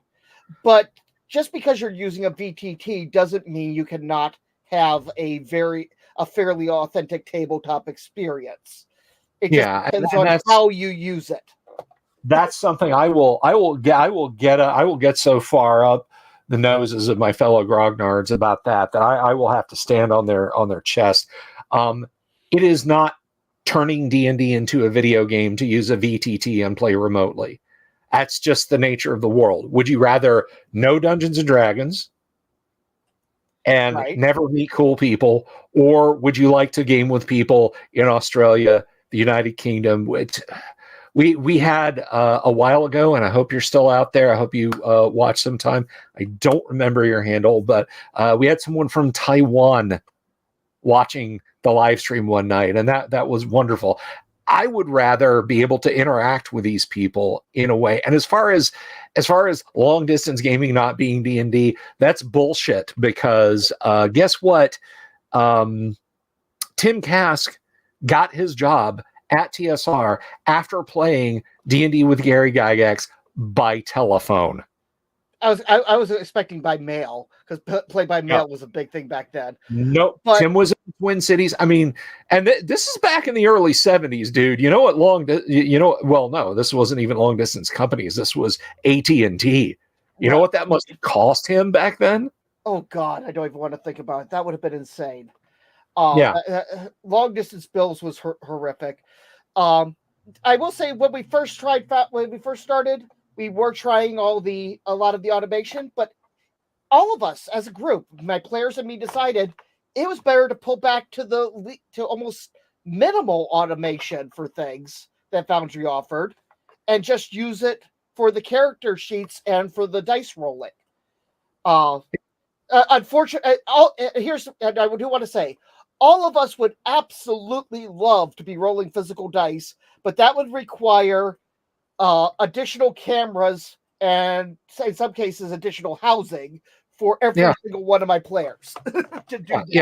And guys, it's you don't need stuff like Dwarven Forge and high definition cameras. You don't need a subscription to Foundry. You need something capable of getting on the internet, which could be as little as a phone, and a group of friends willing to do the same. That is literally all you need to do to still stay connected with people. My virtual group that now meets on Mondays, we started as 2 people playing back in 2014, that long ago. And I have tried all free VoIP. We tried Steam Voice. We tried what is the one that Microsoft owns now? Skype. We tried Facebook phone call. We tried everything before we ended up settling on Discord, because say what you want about the environment and the types of people you can run into on Discord. Their audio video tools are so good. I have started to believe that Discord is a government psyop, but then I believe everything is a government psyop. But I do want to make a statement here. What I say that I'm doing is not indicative, just because I would say that for my situation, we would need additional cameras and the dice. That's because I'm doing something that's meant for both my players and for the audience. If you're just playing a home game, play. Roll the dice. If you trust your players, let them roll the dice. What I'm doing at the moment is something in particular. We are having something coming up on our Discord channel, though, which the links to Discord, my Discord channel, are through my YouTube. I could toss Bill a link to that, though, if he wants me to, really quick. Yeah. Go ahead. While you're doing that, I think James Seymour threw up a question here for you. What's your favorite TTRPG channel that, by all rights, should be more popular? Ooh. Besides my own, obviously. Obviously. Let me think. The Holistic Dungeon Master, actually. The Holistic Dungeon Master. Interesting. Let's see. I mean, obviously, the Dungeon Delver as well, but he's at 5,000 subscribers. He's pretty popular. F that guy. He doesn't need any more. He doesn't need any more subscriptions. Well, he does too. He absolutely. No, you absolutely do. But for one that just does not have the subscribers that they should, it would be the Holistic Dungeon Master, I would say. Well, there you go, guys. He's at Holistic DM on YouTube. You can check him out. But I got to throw this is for Jorge. Even though Jorge didn't super chat me, he has in the past. Jorge says, "I knew all." Hey, Jeremy Rule, one of my favorite people. Thank you, Jeremy. Jeremy threw in the super chat. So I'm going to do this real quick. This is for you, Joe. This is for the audience. Listen, people. I tried to warn you. They're monitoring you over Discord. It is a government psyop, people. I've been trying to warn you all along. You wouldn't listen to me. But now you understand. They're watching you over the computer. TCP/IP. You rearrange the letters. It spells Satan. You don't believe me? Look it up, folks. They don't want you to know. They control Wikipedia. They control Discord. They control Google. The whole system. Oh, I believe you, son. I believe you. This because Dungeons and Dragons is the devil's tool, and it is happening over Discord right now. But if you come to the Lord and believe, you can be saved and saved from the evils of things like Dungeons and Dragons and other TTRPGs, which will lead you to the devil and Cthulhu. You must believe, though, and be saved. So thank you, Jeremy, for the super, and Alex Jones for Jorge there. Jeremy bought it, and Jorge got the benefit of it. So and then you got a freebie. And then you got a random freebie. And then you got a random freebie. That's awesome. You want to hear? I can't do Art Bell. Just had a voice. Okay, I would have to I'm gonna have to listen to some Art Bell and figure that out. Maybe I can do like a voice clone of Art Bell, but then myself doing Alex Jones. But anyway, we got Jeremy. We got to get you back on the show again one of these days. But yeah, so check out Holistic Dungeon Master there. But what I was saying. I'm working on the map for it right now, but we are going to be starting and I'll be looking for DMs for it, a group DM West Marches game. We've talked, me and you have talked in chat about West Marches before. And basically what that's going to be is I want to be able to interact with you guys when you guys come to my channel.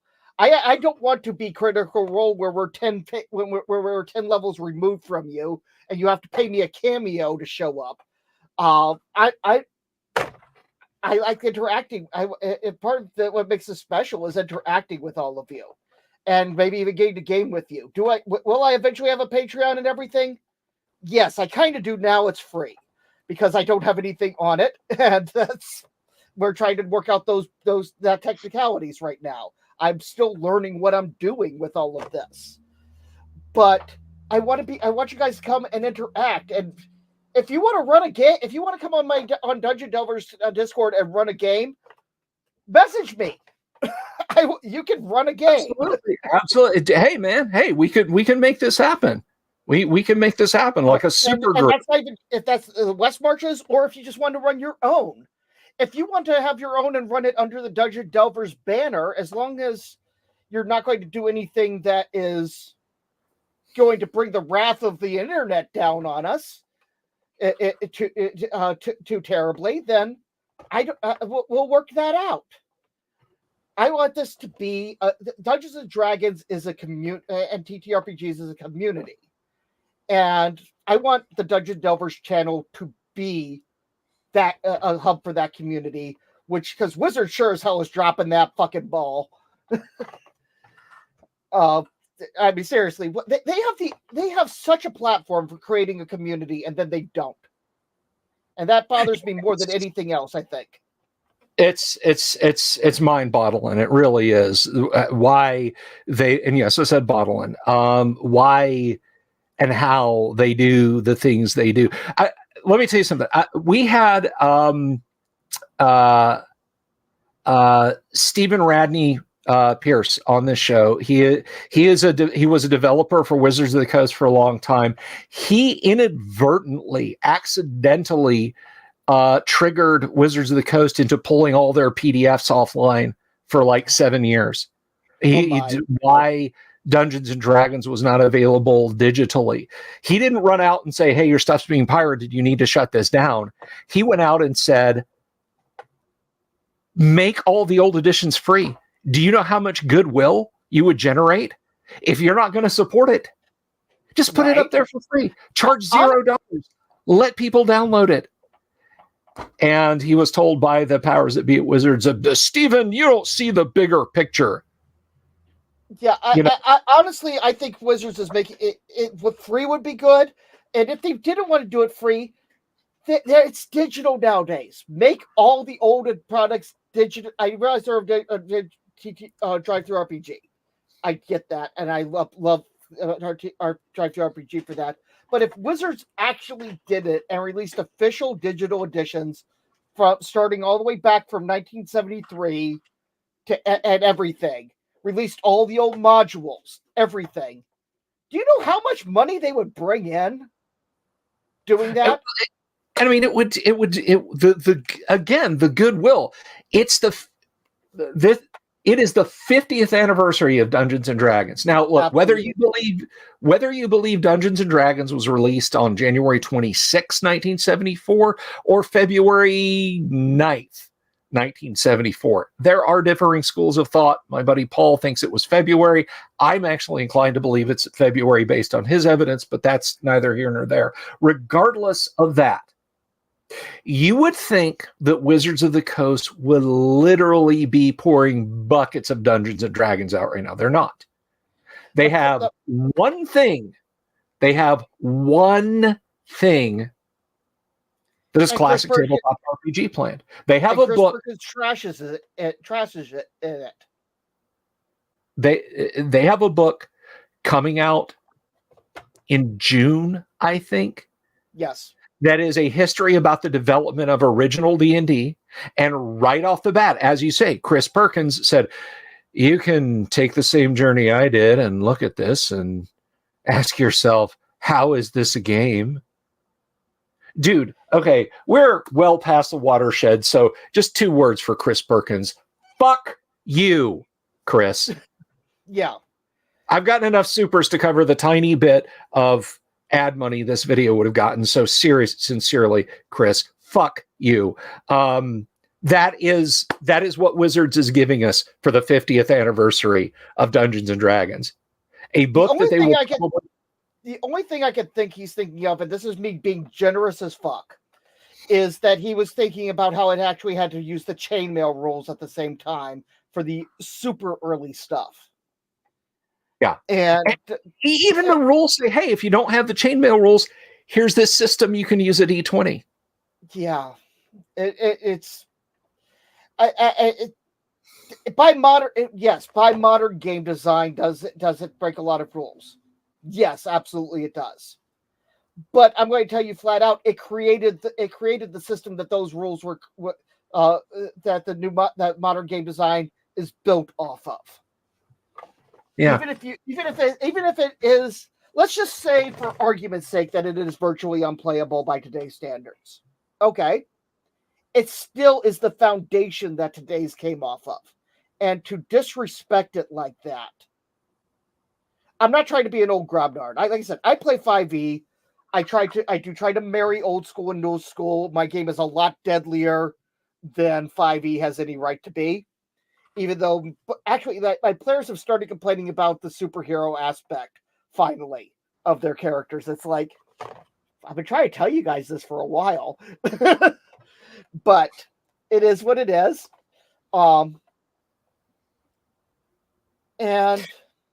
it's just it's just disrespectful to the foundations. And Yeah. D&D is not just that section of D&D is not just the foundations for modern D&D. It created Zork. It created wizardry. It created the Bard's Tale. It created it was the basis for the old Muds. It's the basis for Final Fantasy.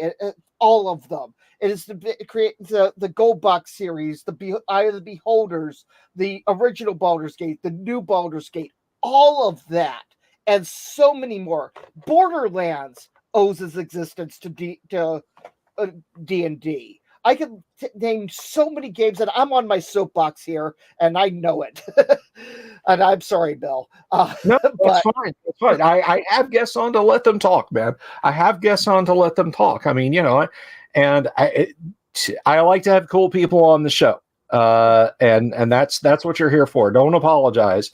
But no, everything you're talking about is 100% true. Listen. Blizzard reached out to Gary when Diablo came out and said, we would really like it if you would write an endorsement that we could put on the box and in the manual for Diablo. And Gary said, I don't know that would matter all that much. And they were like, well, shucks, okay. And then Diablo was the breakout hit. It's why Blizzard became what they became. Blizzard became what they became. I'm going to disagree with you slightly here. The Blizzard had their breakout hit with Warcraft Orcs versus Humans, which came from a different source, because that was originally a Games Workshop game that they were licensing, and then Games Workshop pulled back the license.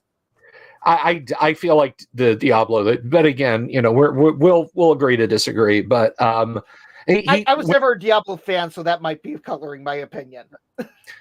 Well, when Gary said when he saw Alex playing Diablo when he was a kid, he went to them when Diablo 2 was announced, was like, hey, do you guys want me to write an endorsement for Diablo 2? And they're like, nah, we're fine. We're fine. We've done just fine without you. But the point is, without a release in the winter of 1974, right? None of these things things exist.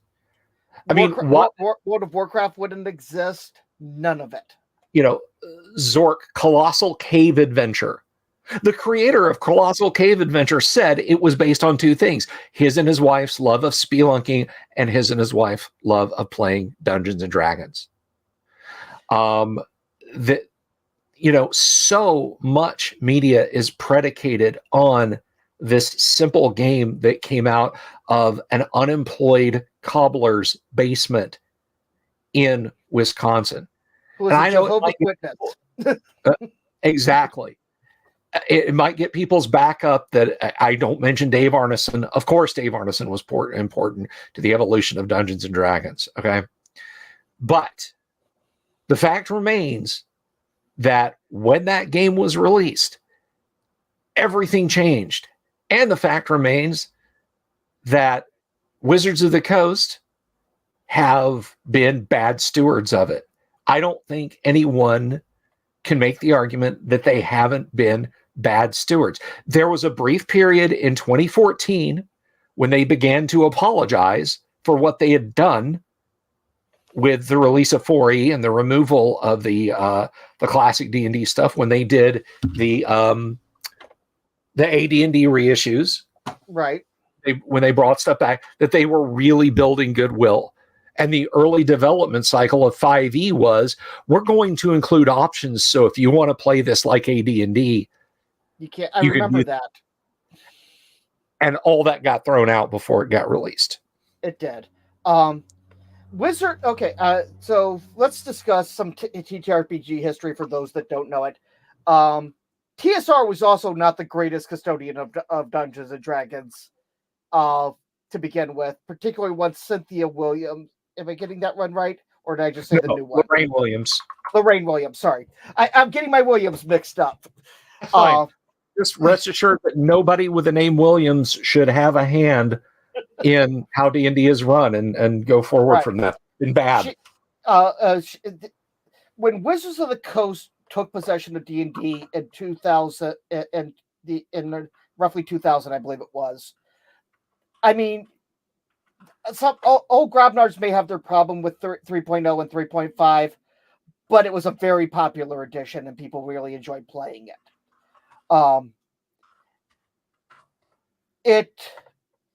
Wizards of the Coast was not at that point was not owned by Hasbro, and they were not a bad set of custodians. Once the company was bought by Hasbro, which was just prior to 4th edition, that's when things went to hell for Wizards of the Coast. No. Hasbro bought TSR in 98. Really? It was all the way back then. Hasbro bought TSR, or rather, Wizards of the Coast bought TSR in early 98. Hasbro bought Wizards of the Coast in 2000, 2001. So yeah, unfortunately, they've been with us a really long time. Yeah, 1999. That I was completely wrong there. I apologize, everybody. I was completely wrong. I didn't think Hasbro got their fingers into it until roughly the 4th edition time period. We get pretty inside baseball around here. It's easy to slip up on slip up on stuff. Let me tell you something. They really felt like they were more corporate by the time 4th edition hit. Oh, absolutely, absolutely, and that's watch when I'm going to get Steven back on one day just to talk some inside dirt, if he will, on how things were around 4th edition. But it was it was not a good time. It was not a good time, and they basically gaslit the tabletop RPG company, people who were enjoying getting their classic D&D PDFs, because look, not everybody, even back then, not everybody had $40 to throw down for a PDF, right? So you wait, you put it on your wait list, and you wait, and you wake up one day, and literally everything has been removed from DriveThruRPG. Yeah. Everything has been removed from Wizards of the Coast of classic TTRPG stuff. So it was, they spent from, look, you can hate 3rd edition all you want. The fact of the matter is, from 2000 to 2007, Wizards of the Coast did build up a pretty good amount of goodwill. Yeah. When it came to D&D, and they burned it all inside of a few months with the release of 4th edition. Right. And like I said, this is where we slightly disagree. I don't think it was so much the rules of 4th edition as it was their screwing around with the OGL. And the fact that they could no longer, because of that, they couldn't have third parties fixing where they had things screwed up. I heard a little bloop, bloop, bloop. Oh, that was me. That was me. That was, I was getting a Steam note. Okay. And I think a lot of that, and also there was a planned VTT that never happened. And I think there's a lot of problems with 4th edition, not so much directly with the rules itself, though there are some there. Do not get me wrong. Every edition has rules problems. Every single edition has rules problems. Let's be honest. We've all had to, from the days of, since 1974, we have been homebrewing D&D. Rules. Sure. To fix the official rules. So trying to claim that to say that the 4th edition rules were just bad, period, I think is is not right. But there was so much else corporate going wrong with 4th edition that it really put a toxic layer over 4th edition. I think it's interesting. There's an old school rediscovery of 4th edition going on right now.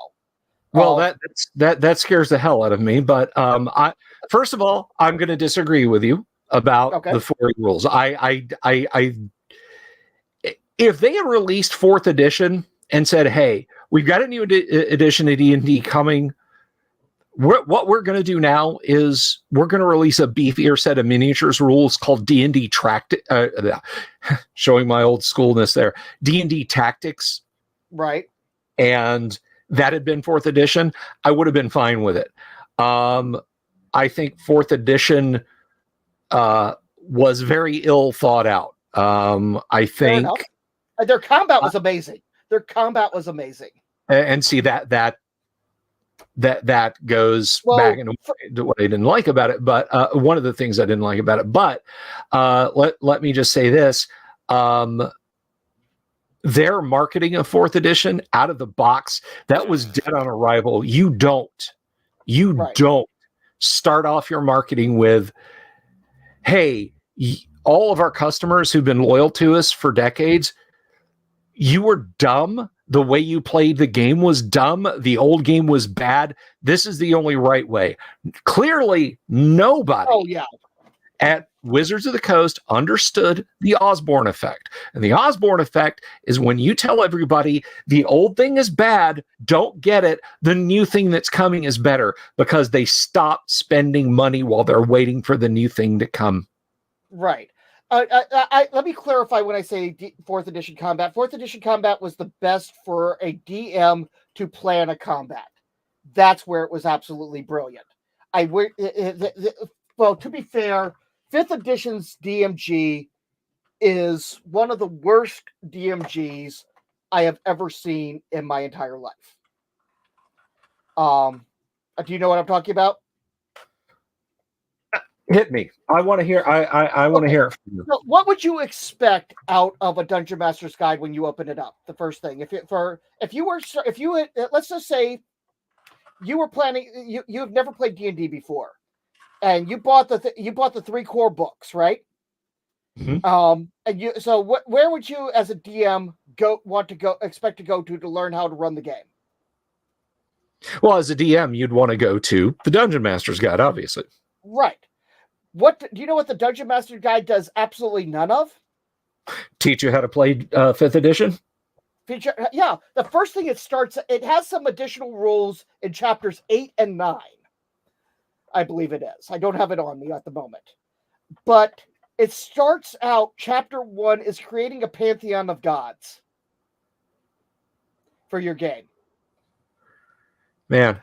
And if you want, I'm not getting paid by this guy. But anybody that wants to get into D&D and has never run a game before, I don't care whether you're running 1st edition or 5th edition, this book right here should be your fucking Bible. It is absolutely fucking brilliant. I cannot say enough good things about that book. That's great. See, I feel like they did that with 2nd edition as well. Now, I only ever played the 2nd edition. I never DM'd it, and I never played it for long. I could probably count the number of 2E sessions that I played on both hands and have some fingers left over. But notoriously, the original release of the Dungeon Master's Guide for the 2nd edition, they literally put nothing in there for the DM to do. It was much the same, like, oh, here's some world building advice. Here's some odds and ends you might be interested in. It was not a complete Dungeon Master's Guide. The best Dungeon Master's Guide is the 1st edition AD&D Dungeon Master's Guide. There is no better Dungeon Master's Guide. And you would think that with all respect to James Ward, who has been a guest on the show many times, and to the late Dave Cook, all you guys had to do was take the AD&D Dungeon Master's Guide and organize it better. Yeah. Literally, okay, take off the crap that was causing a brouhaha, delete on assassins and poisons and horrors and icky stuff. But literally that and rearrange it. Yes. That's it. That's all you had to do. That's literally all you had to do to make a Dungeon Master's Guide that was as good for second edition as the AD&D Dungeon Master's Guide was for first. And they didn't do that. They put a bunch of stuff into the player's handbook that really should have stayed in the Dungeon Master's Guide. And I feel like that was the beginning of entitlement creep. Yes. How we wound 3E was where that avalanche really just destroyed the whole village in the valley. Rules lawyers by the storm. Yeah, I feel like it started with that well-intentioned misrearranging of the Dungeon Master's Guide, but it does not surprise me. It does not surprise me. I have played 5e. I have not run 5e, but it does not surprise me that the 5e Dungeon Master's Guide is a weak book. 5e has one of 5e's strengths. It is the easiest edition to inboard a brand new player. One of 5e's weaknesses, it is the worst edition to be a goddamn DM. It really is. I shave my head bald, but I would be ripping my hair out if I tried to run it by the book. It is just bad. The reason it's the easiest to, I say the easiest, not necessarily the best, to onboard a new player is because the D20 system is stupid simple to run. And say, here's a D20, I'll tell you when to roll it, and I'll tell you what you're rolling it for, and then they eventually learn. You can't get simpler than that. But, which I could bring an 8-year-old in, or I could bring a 40-year-old in and do that. But from the DM standpoint, I am in creating a encounter that makes sense is mind-bogglingly difficult and way more difficult than it needs to be. And as much as I love this book, which is great, this teaches a lot of really good things for brand new DMs need to learn. Don't get me wrong, but nothing fixes the damn CR system from 5th edition, and it's horrific. It's bad, and it just does. And they did not do anything to fix it with the 1D&D updates or whatever the frick they're calling it right now. They've done nothing to. I like the idea of updating, but they have done nothing to fix the actual problems of 5th edition Dungeons and Dragons. And the person that they said they put in charge of the new DMG that's supposed to be more DM friendly wrote Curse of Strahd. Curse of Strahd is an amazing module, but it is also one of the module that requires hours and hours of work by the DM to be put into a logical way to actually run it, because it's not DM friendly. The person they put in charge of the new DMG made that, and I'm so frustrated. This book, and like I said, I'm not getting paid by Justin. I wish I was, but I'm not. And who is it? So You Want to Be a Game Master by Justin Alexander. Justin Alexander. Okay. Will take you step by step in running a game of any system effectively, but primarily Dungeons and Dragons or Pathfinder. But it will not help you with the rules problems that come out of some of these systems. And 5th edition is just bad from a DM standpoint. I love playing with my players. I love D&D. I love being a DM. But it is so hard to make a to get things worked out correctly. So as it's dangerous, but not deadly when I want it to be, not easy when I want it to be easy, and so on and so forth. You know what I'm talking about. Yeah, I know what you're talking about. Let me just go ahead. Let me just make a suggestion. Get your blood pressure down a little bit. Take a deep breath. Just center yourself for a second, brother, and let me tell you how you fix that. Play first edition AD&D. Boom.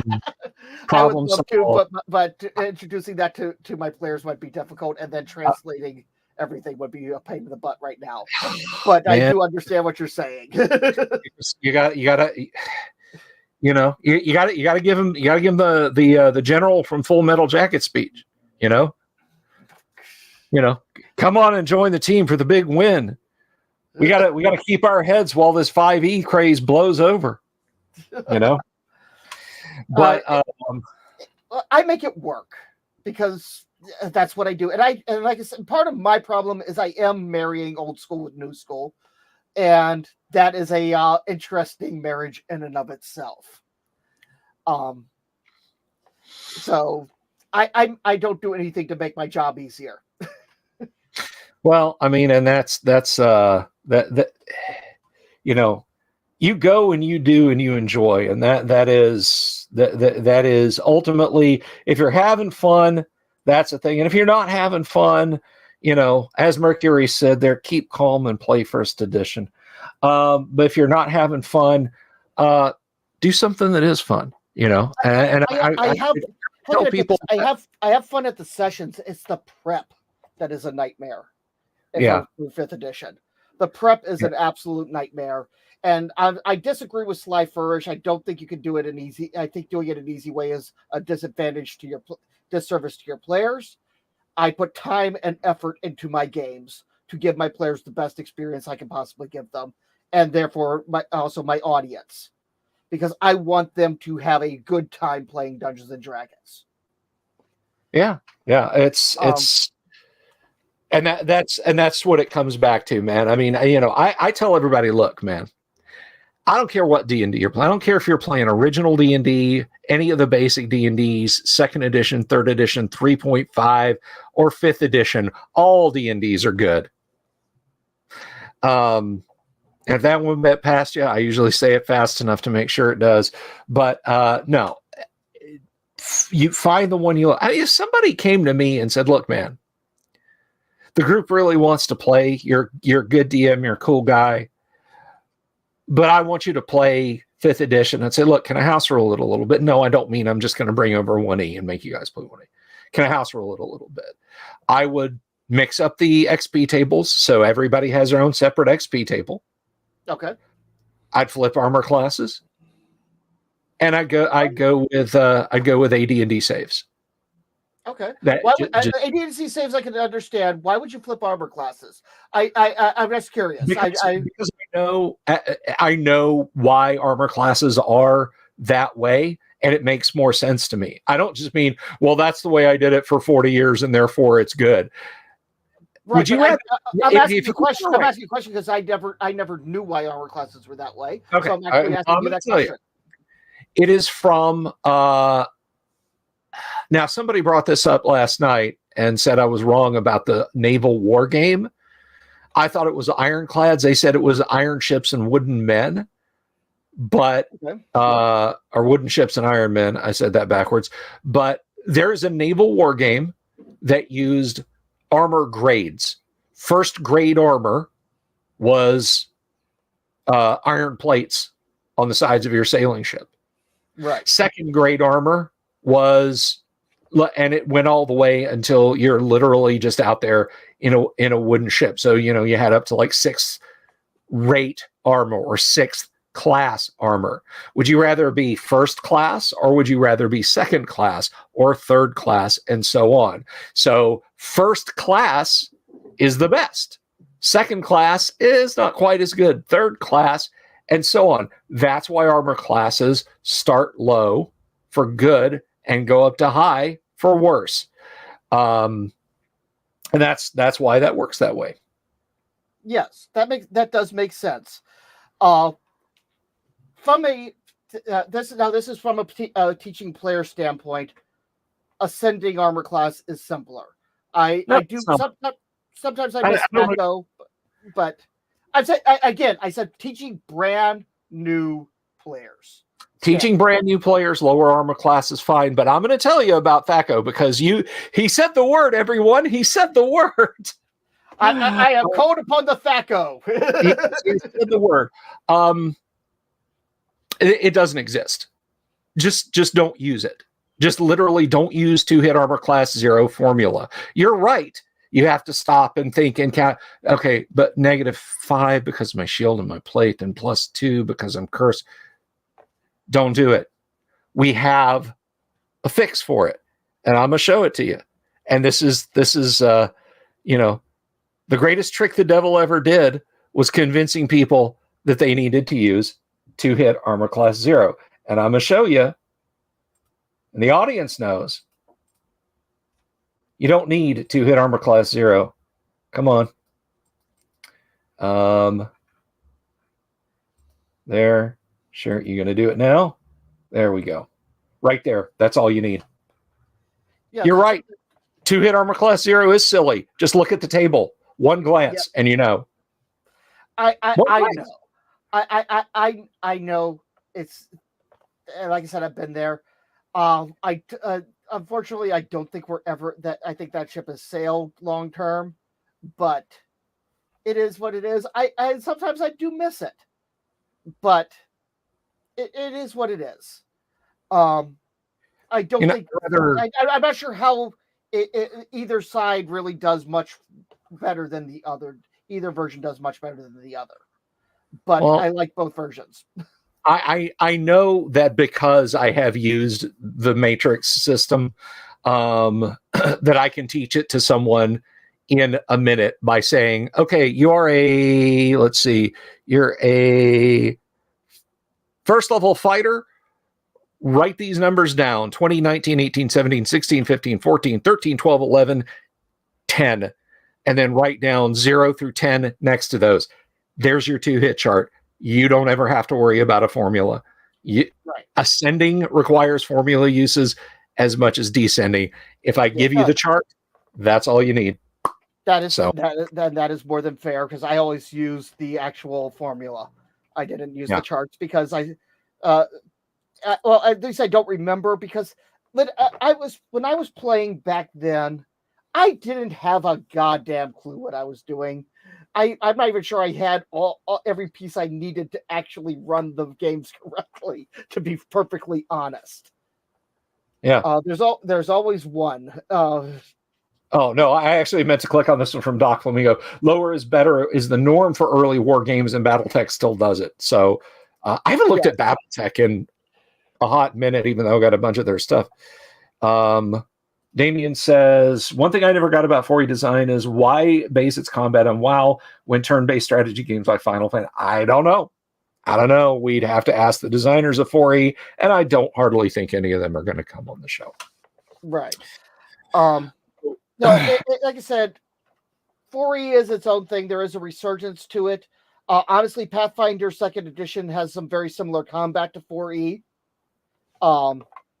If you like that, it's actually a better, more Pathfinder 2nd Edition is a much better version of 4E than 4E ever was, if that makes any sense. No, it does. And as much as I kid about the meme, look at me, nobody wants to hear about your overpowered Pathfinder character. I did play Pathfinder for like 6 sessions once, and I had stupid fun, but I went into it understanding that it was going to be completely gonzo and over the top. It was not going to be, hey, take your first level characters into caves of chaos, good luck surviving. Right. It was, well, we're all 9th level characters, Bill, so make up a 9th level character. And so I did, and I had fun. And that is my other big gripe with 5th edition. You are playing Marvel superheroes. You're not playing Dungeons and Dragons. Yeah. I hate to sound like the old Grobnard. I think there's still plenty of room for storytelling and storytelling campaigns. I mean, the original Dragonlance was 1st edition. Ravenloft was first edition. Mm-hmm. I believe. So Yep. all these heavy story-based RPG modules were back in those days. So because I've heard Grabnard say, "Oh, I've heard certain Grabnards gripe about storytelling in gaming." And they just want it to be basically a dungeon crawl with nothing else. You could do all that with first edition. I would love to. I don't have access to any of the books, which sucks, but it is, and I'm broke. So that's the other problem with switching over to first edition, even if I wanted to. Well, one might suggest someone could raise the black skull or the skull and crossbones, but I'm not going to because that is Wizards of the Coast stuff, and you should pay for it. No, I won't when I am doing a show. If I might raise the skull and crossbones for a private game, but not for a show. Yeah, it is Wizards of the Coast, and it is their IP, and I don't care. I don't care how much you don't like the company. Don't steal. I am absolutely certain there's people at my local Publix grocery store who work there who are complete assholes. I'm not going to shoplift. Right. But anyway. So what is the next big thing for you and your channel? What have you got coming up for us here in the other Delver's Dungeon? Well, we have the actual play is going on, and that there's some really exciting stuff coming up with that. My players aren't even aware of it yet. It may take a few months to get there because you know how TTRPGs are. Sure. It'll meander its way, but hell is going to be raining down on my players here in a few months. I'm just letting them get comfortable right now. And by comfortable, that means a bugbear attack where two of the players are down to like one hit point. That was more, to be fair, that was more their fault than it was mine. They had never played with terrain before, and they had done stupid things. It's always the player's fault, dude. You're the DM. You're the instrument of the cold and uncaring universe. It's always the player's fault. Well, if I put something that's just way over their heads, that's my fault.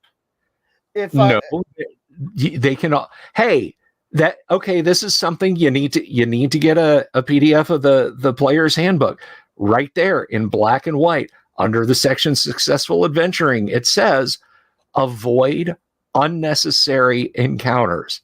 We're all third level. There's a Tarrasque sleeping in the meadow. Let's not go poke it. Let's walk around it. I can't pronounce it. Death Angel Shadow says, "Is Joe's Discord?" Yep, you found it. So if you, I'm writing a map for. Oh, go ahead. You take care of that first. No, I was just going to say if you want to put the link in the back, I will. If you want to put an invite in the back, I can put it up here. If you want to invite people to your Discord, so I do. I actually sent you one in a DM.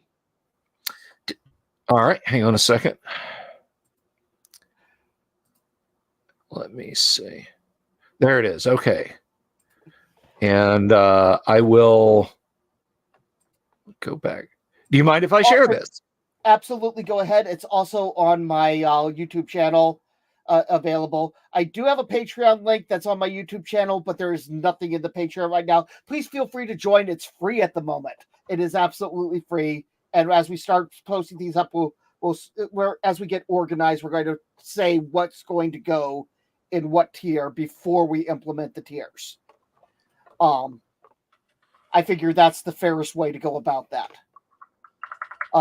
And just join up, even if there's nothing there yet. Once you get, we can do that. We will eventually. We're going to be starting a Saturday morning Twitch stream of the same show here soon. That's going to be raw, unedited. You get every single blooper. You get all of us bullshitting, even when it's way too long. When it's not show appropriate. You know what I'm saying there, right, Bill? I know exactly what you're saying. Believe me, I know exactly what you're saying. That will be coming up on the Saturday 8:30 Eastern time Twitch stream. It's not up yet, but it's coming soon, and we will be posting links on the Discord channel when that goes up. Well, that sounds awesome, man. I'm in the process of building a map for a West Marches game where we will have myself, and I'll be inviting other DMs to run under a particular set of rules. That's not necessarily, and that might even be system agnostic. I mean, Bill could theoretically come in and run first edition, but the rules for the DMs would be to provide the maps and what the players were doing for the other DMs to be able to see. That way they know what's in an area. If that is that clear? I'm asking you if things are clear. That way because I'm streaming a consciousness here. That's fine, man. That's fine. I think I got you, but we can catch up with this. Right. We can talk about this.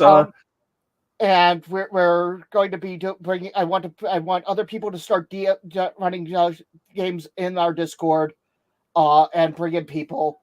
Watch the show. That's the big thing. Watch the show. I'm going to be DMing at AAW Games booth for at Gen Con, particularly Rise of the Drow is what I'm going to be running for them.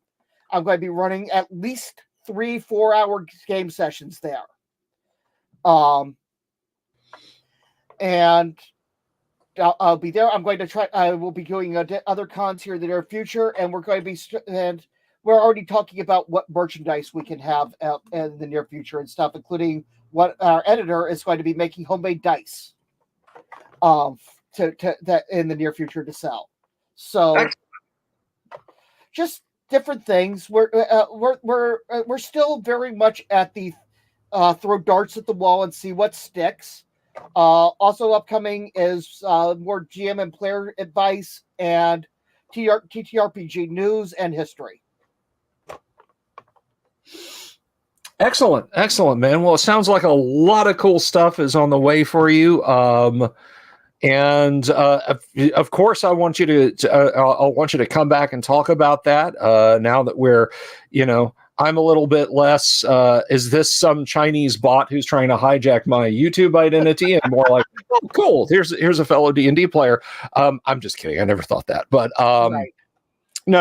I also want to do a one-shot coming up in the future. I don't know when yet, and we'll work that details out. But I want to invite you and some other people to play a one-shot on the Dungeon Delvers. Sure, absolutely. And I want to invite you over for a stream on my channel at some point in the future. I would love to do that. That would probably happen before the one-shot. Things are really only going to start accelerating between now and probably May. So right. May, June is when I can say for sure I'll have some breathing space. But listen, it has been an absolute blast having you on the show. Thank you so much for coming on tonight. I really, really greatly appreciate it. Any closing thoughts? Anything we didn't say you'd like to say? No, I had. Well, I do have one bit. We were talking about the possible somebody buying out Wizards of the Coast from Hasbro. Oh, yeah. I mentioned this to you. I said I talked about it in the show. I have a theory that I know Tencent is looking at possibly buying the video game rights. I think that if anybody does buy, and I'm not saying it is, I haven't heard any rumors about it, but the only two companies I know that could possibly buy it from Hasbro, and I think Hasbro wouldn't mind offloading it because they're in trouble, would be Amazon or Disney, and I think of the two, Amazon is more likely. I could see Amazon doing it just because they can go completely vertical. But Amazon is also mired in the probably regrettable Rings of Power decision, but that's for another discussion. Right, but they also are mired, but they also are in the very lucrative and well done Critical Role partnership. That is also true. So, we'll go ahead then, and I think we'll call it a night. We've been going for a good stretch here, couple couple of hours. I want to thank you. I'd like to thank Jeremy Rule and Mercurius Olicus for the supers. That is very much appreciated. Thank you to our audience for hanging out tonight on. Thank you for everybody who subscribed to my channel. I truly appreciate you. Yes, not a problem, my friend. I will be back on Monday. I ain't streaming tomorrow. You guys have gotten enough of me for a week. I'm only human. So anyway, that said, I'm just going to get on out of here. Thank you very much again to GM Joe. Thank you to our audience. Thank you, everybody, for your great comments. And I will see you all next week. Peace. Peace. Have you seen my owl bear?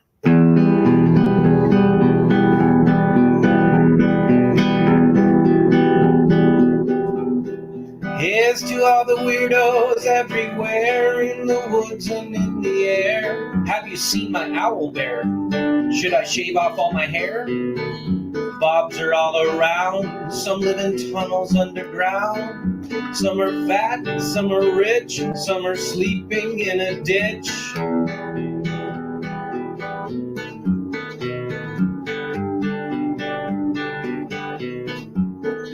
Can you ride a crooked horse without a saddle way off course? Naked as a toad all the way to Smoky Joe's. Have you seen the little creep driving fast in his little green Jeep? He smells like fish and brandy, but his rotten teeth look dandy. Take me to the show, I don't care if fast or slow. From action flicks to dancing dicks, just take me to the show.